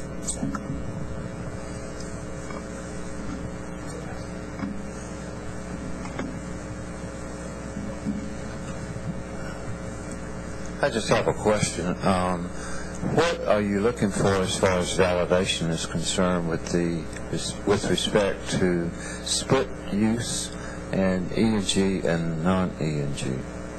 Well, that's a good question, because as Tom alluded to in some of the space model commentary, is that, between research and academics, you want to be able to kind of separate that particular office if they use it as research or if they use it academically. That's where those prorations come into effect. And if you prorate, the more accurate you get those rooms, the more accurate your data is in your institution as well. Well, I'm specifically referring to at TWU, for example, in what we call Pioneer Hall. There are volleyball games that are intercollegiate, as well as gymnastic events. And they also teach kinesiology. And so I have my own way of dividing that, but is there some kind of standard that the coordinating board would be looking for? Yeah, and I understand exactly what you're saying, that in a given space you have X amount of activity that is intercollegiate athletics, hence non-E&G, and then you have Y amount of activity that is academic, whether it's kinesiology or dance or whatever the case may be. We do not currently have a template that says, here is how you do it. We're also in the process of gathering that together. Now, certainly it would be very easy for me to pull out of my hip pocket or grab out of there and say, that you look at the aggregate amount of use, assign the relative proportion. Now, coming in on a PRT and validating that can get somewhat sticky. What is the appropriate documentation? Those are the kind of things we want to look at the 5-year review once we've gone through the full cycle of things, to say, look, here is satisfactory evidence of efficient prorating. We want to be able to see enough exemplars. Now, as most of you know, I was at Texas Tech for several years, and there was a way we did in looking at actual hours of use. There may be a better way. There may be a more efficient way. There may be institutions that don't have the software and hardware systems in place to be able to do that. And certainly we don't want to come up with something that's going to place a burden financially on an institution to be able to comply with this, so there may be a need. So we're gathering that. I absolutely agree with you. There's the way you do it and then how you can validate it. And we have not provided the the actual, here is suitable evidence of appropriate proration. And to be honest with you, I wouldn't look for that to occur. We'll ask, we'll interview, we'll take some, anecdotal kind of stuff, but we're really not there yet. I wish we were, and we will be, but right now we want to make sure that whatever we put out there is suitable, again, suitable evidence for proration includes this. And I think that's kind of where, getting to the question, though. Different kind of situations. For example, we have a dental hygiene program, and they treat patients. They clean their teeth, they make x-rays, and there's a charge for that. But at the same time, it's the student doing the work under the supervision of faculty. So there's a certain amount of auxiliary component in the fact that they're being paid for that, but at the same time it's part of the instructional process. And so yeah, and again, I think, that's part of, you've got two disparate instances, but whatever the evidence would be in the standardized evidence should be able to capture both. And that's the exact reason why we're getting as many examples as we are out there exponentially before we start to refine that too much. And absolutely, I absolutely agree with you, Bill. Just saying, you got it. Ma'am. Hey, Tom, having been on the first one with you at Lubbock, you mentioned kind of publishing the best practice on policy and procedure, but have you all thought about kind of frequently asked questions, so as the institutions are coming up to the audit, things that they might have or the team might post? And then also looking at the project audit, since I didn't participate in that part of it, do we have a checklist that looks at what are all the documents you're going to want together? Yes, we do have a checklist, and that's part of the okay. And I just went over a few items on that really kind of makes the process a lot more clear and delineates it. But there's a lot more in that audit agenda document than just the items that I did. It does give you who's responsible for what type of situation, as well as what materials are needed during the audit. Okay. That answers the question. Same for the best practice of kind of documents of CAD and thing. Is that pretty well outlined so the institutions can get their packet together for you? I mean, Tom did a nice job when we were doing the audit there, but I know a number of members that were on the audit committee with me, they don't have CAD. So are there other documents or things that they don't have a computer system? Quite frankly, some of them were on pen and paper as to what their inventory was. So are there kind of best practices for all of those examples for the institutions to put documents together for you? And I think that kind of goes with that. There are, I think, a lot of those through the pattern of exposure. People are seeing a lot of those, and so yes, we want to get there. Yes, we want to get the frequently asked questions and all that. I want to pose a question though, and kind of steer where we're going. If you've noticed our website, and some were commenting on earlier, that it's a little bit easier to see because all of it appears on one screen, and scroll down. We have a SharePoint site. Now, don't throw things at me quite yet, because I know the first go-rounds with SharePoint, people couldn't get on, you couldn't find it, and it was and we do have that SharePoint site. And we can put a lot of that documentation out there on that. Is that something that collectively you would find beneficial and that you would use? Because the first go-around, I'll tell you, in the facilities audit SharePoint site, there was one person who visited that site, and that was sp.thomas.keaton. And that was the only file upload that was ever done to that. So if we're going to use it, cool. I want to do that, and I want to and to get that information out. We don't necessarily want to put forth the effort if people don't want to use that as a resource, because I think we can put out there in the document library all the different. I mean, we have them, all those different policies and procedures. Now, there are some we probably wouldn't put out there because they were, again, the ink was so wet it blurred when we touched it and things like that. But then there are some that are very strong. And then there are others that you can upload and things of that nature, plus having a frequently asked questions in an interactive environment and a lot of that, if that's something collectively we would use. And then there is some management time on our part, managing permissions. We'll get over it. But as long as we'll use it, we'll do it. Jimmy? Yeah. I was going to say, as far as the question about the classification and that sort of a thing and proration, the people doing the audit, the peer review team, are people who face those same problems and answer them themselves. And so I know on the audits that I've been on, at this point in time, all you're looking for is a process and a reasonable process that will give a reasonable answer to that. And if there is, then you'll get a pass on that. Again, we all understand the problems that you face in that, and so we will ask questions. And I think that the cross-pollination of information and procedures is going to improve this, and probably, like you said, by the next 5-year review, you may be prepared to then go ahead and define some of these things a little more in a little more detail. I was going to ask, what's the process now to get new members on the PRT teams? If you have new staff members that you would want at a future date to have that very valuable experience of going on an audit?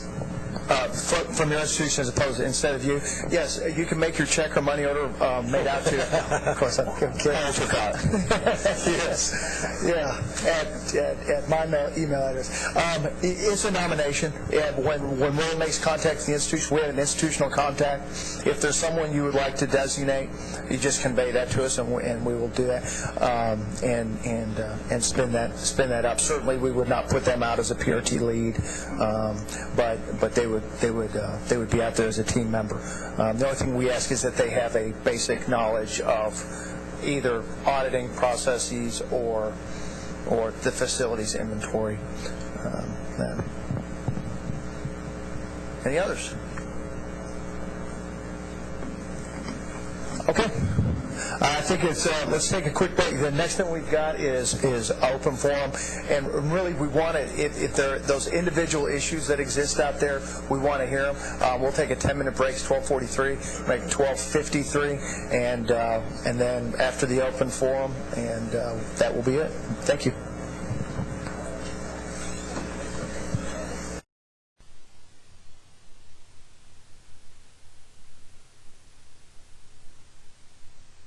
Much have open mic Thursday, so to speak, and hear what any of the compelling issues are in the institutions. We've talked about a lot of things. We've talked about the deferred maintenance, obviously, deferred maintenance index. Obviously, that is on. You guys are on the front end of it. And so there will be a lot of questions on it, and that's good because it helps to inform our process as we go forward in developing the procedures and the definite areas that we'll eventually go to. As we've done any of these, whether it was sewer or whether it was the inventory or the PRT, we set up a period of subsequent review. Between the time of the implementation and that review, we try to gather information. A lot of times it's hard to get a forum or to have a place to put that information forward. So that's what we'd like to open it up for right now, is anything that's going on out there, whether it's procedurally or standards that you may have a suggestion on changing, or just an issue that needs resolution. Sir. I thought I understood earlier during the deferred maintenance section that will there be more workshops or sessions on more getting into the weeds of how to fill out the online forms, etc., and do that process? The question being, will there be subsequent pre-training and new procedure training? Absolutely. As we go forward, and of course we have our levels of approval we have to get here at the coordinating board as we get down the road and to the point of when we're implementing. Prior to any implementation, I assure you there will be training that will be done, and it'll be available both online and we're going to do it on site. I think we're going to do some presentation at TCUF on deferred maintenance and deferred maintenance index. That'll be more informative, and we're also going to do a training session on the project approval ICPS. So before it gets implemented, there will be training opportunities in place. therefore, when the MP2 is reported for here in this calendar year, will it be the old method in way, or when will the new methods come online? Existing policies and procedures will remain in effect until we make the change. I was asked that specific question at the Committee on Strategic Planning and Policy. My recommendation was that we do, if this is adopted, that we do not start until fall of 2011. Now, there may be very good reason, and the decision may be made to accelerate that. We certainly could not accelerate that until we have received the fall 2010 inventory, because those will be the data that are the essential pre-population of the forms. If indeed we go that, I would expect to hear from us that we will have another meeting of this sort to go over all those details, and certainly we will have some midnight oil being burned, getting all that ready. But our current recommendation is that it's fall 2011. However, that may be accelerated. That is not ultimately our decision as to when it gets implemented, if it gets implemented. Sir? I have two questions. The first one is extremely trivial. The second one takes some thought. The trivial question is, in room measurement, there's a comment in there that says disregard columns, alcoves, phylacteries. Include disregard or don't include disregard? The question is, in the manual it says disregard, those, whether pillar or whatever it is, any kind of penetrations within the room. Do not disregard those. Okay, there was a time where that was really lent itself to a small corner, and it was you could, if you had several little corner pieces, you may have 20 or 30 alcoves in a room. And then the manual goes on to state, well, if you've got more than three, and the old method if you've got more than three alcoves, just mathematically figure out what the average size alcove is and make the numbers work. We've got technology now. We're using the AutoCAD where that's so easily excluded. And even mathematically, those things like that are easily excluded. It's not usable square footage of the room. Do not include that in the overall space management. And it's one of the updates that we've made. And my conceptually more difficult question has to do with project approval and project coagulation, if you will. I have a couple of projects now that are phased projects. Our favorite. And in a lot of cases, the back end of those projects is ill-defined. They may stretch over a period of years.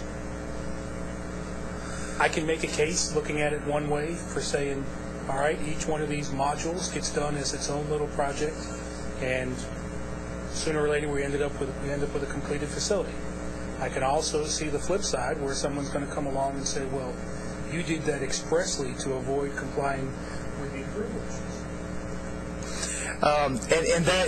Your statement, the second statement, where the concern being where you piecemeal a project, and the possible situation where you take a $10 million, say a $20 million project, and you piecemeal it down into 3 and change projects, hence none of them need our approval, and you could do that for any level. I mean, you could build the Taj Mahal one room at a time. We hope that doesn't occur, and we know we look at the facilities audit, the capital project development portion of the facilities audit takes a look at that and looks at the reality of the situation, whether it's one project. And if a project indeed does take a little longer, I mean, the project timeline is what the project timeline is. We just want to be able to accurately depict and accurately approve what is actually happening.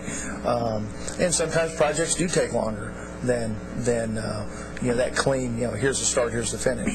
So we just want to get an accurate picture of what's going on. And if we do that in about everything, we're going to be better off 99% of the time.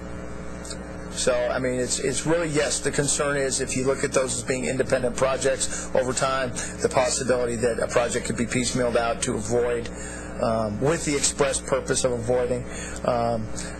Certainly we don't want that to happen, and it could be seen that it just happened that way. There wasn't any intent, but it certainly appeared that way. Well, then you submit it with an explanation of that was not our intent, and we would deal with it. In the event that a project should have come to us, that your internal audit office determines the project should come to us, statutorily we're required to write a letter of noncompliance to your institution president, and we copy in the governor's office, and there's a litany of people that we copy in on that requires an explanation of why this occurred and what actions to make sure it doesn't happen again. It's not one of those letters we take great joy in writing, but it is a necessary administrative step to provide the transparency of the situation. We've had to do several of those, and in most cases they were reasonable oversight. Even the last strategic planning meeting on Tuesday, there was one project that was presented that fell exactly into that case where it should have been resubmitted to us. It wasn't. We wrote the letter. They responded. They submitted the project. The world goes on. And if any blood was let, I certainly didn't see it. So again, if you answered my question or not. The question is that if it is indeed a phased project, then it's a phased project. If it's a phased project that takes 8 years, then it's a phased project that takes 8 years. Okay.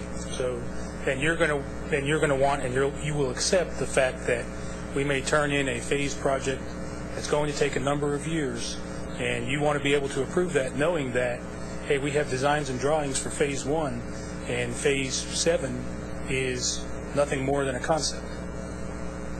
Yeah, what you're describing there is different. Phase projects often, and I'll use a circumstance I was talking at break, a project where you have a substantial amount of shell space, where you're going to put up a large building, you're going to finish out floor 1 and 2. Second phase is to finish out floor 3. Phase 3 is to finish out floor 4 and floor 5. Now, it may be as funds become available, it may be based on demand on the system as researchers come in or whatever. In some cases, research, other time it can be response. You don't really know when the funds are going to be available, but you know that phase is going to occur. We know the phase comes into play. Because I'll give you an example in terms of standard.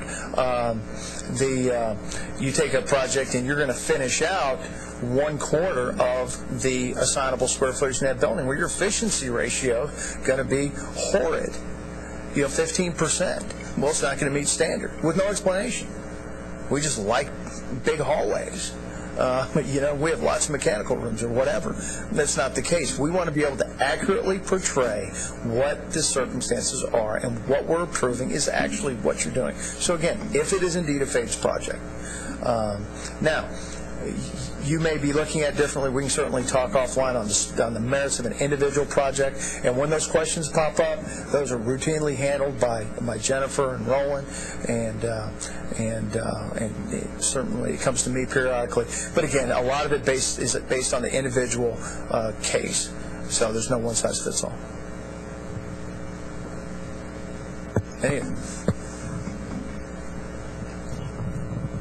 Yes, Virgil.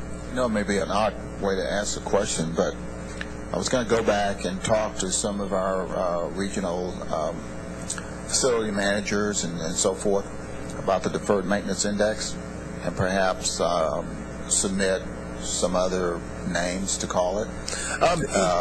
Or really, sort of, again, are you really going to seriously look at changing that if we come up with something? And I think more strongly about it when I look at your definitions, because your definitions, critical deferred maintenance, facility adaptation is one of the categories, planned maintenance, ongoing maintenance.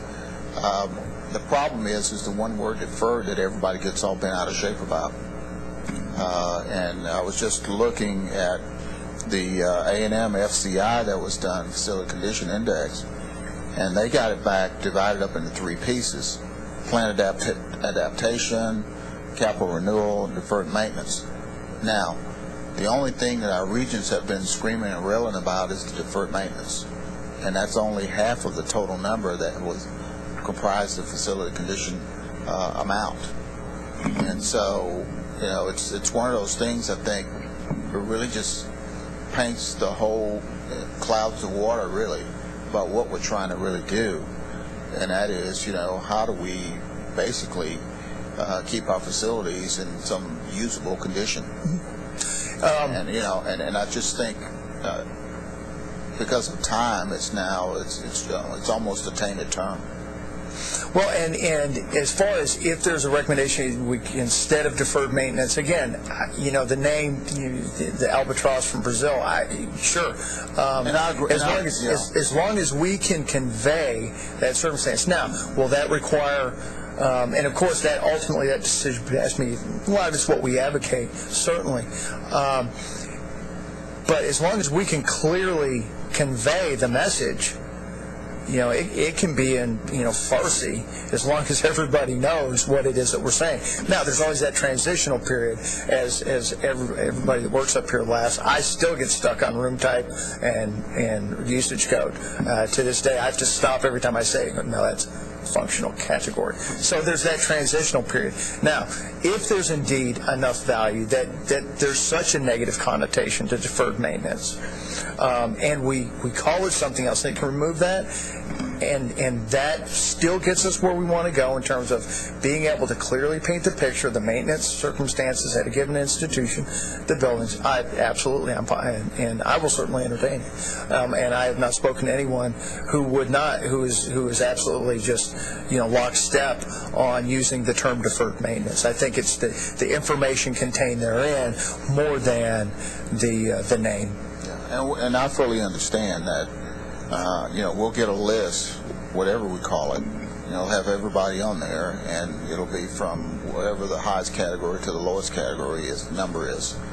And, people will get, Rob, why'd you wind up down here rather than up here, kind of thing. We understand that, but I just think ongoing now, it really just confuses the real issue. When people really want to know the condition exactly. Of our facilities, and we get hung up on hollering about deferred maintenance and all this other kind of stuff, and it doesn't really matter. We need to understand condition and what it means, and are we going to put some more money or resources to improving the condition? And you hit it on the head. And the idea behind it is if we wanted to have institutions jump through hoops, and if we found some kind of perverse entertainment for that, certainly we could, play email tag for weeks on end to get one question answered. Nobody wants to. And you hit it on the head, Virgil. Is what we want to get to is what are the condition of the buildings on the campus? Because right now, to be honest, we can't say. We want to be able to say what are the facilities needs of the institutions right now. We can't say. We have a number that we could say, here was the number reported to us, and walk off with complete immunity, say, well, that's what the institution said. But that doesn't do it. That's not doing our job. And we want to be able to paint that picture appropriately. We have no desire to use, whether it's a term or any measure. The measure is what the measure is. A ratio or an index is what the index is. It's a number. But it helps to present a picture, because again, many of the items and a lot of the questions in terms of all these categories before, we had deferred maintenance and critical deferred maintenance. That's pretty much everybody looked at, but it didn't paint the picture, because there were so many other things, legitimate needs on a campus, because it isn't as simple. And we realize it's not as simple as either everything's perfect or you have deferred maintenance. Because the converse is, if you have low deferred maintenance, then everything's pretty perfect. And it's not. There are those other areas. So there are some overlaps in there. We want to be able to capture it. So again, if altering the name to a more or a less innocuous term, fine. We will definitely entertain. We're not, again, we're on the lead end. It's a matter of, find and replace, and we can make that happen in our recommendation, as long as we can clearly make a transition that when people see this, they're really understanding that those are the deficiencies that need to be addressed, but they don't put things in a non-mission capable status.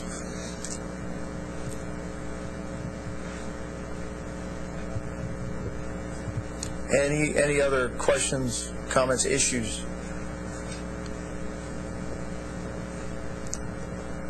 Okay, well, folks, I trust you found the meeting today beneficial, and we certainly took a lot of great information out of it, and this is what we need to do.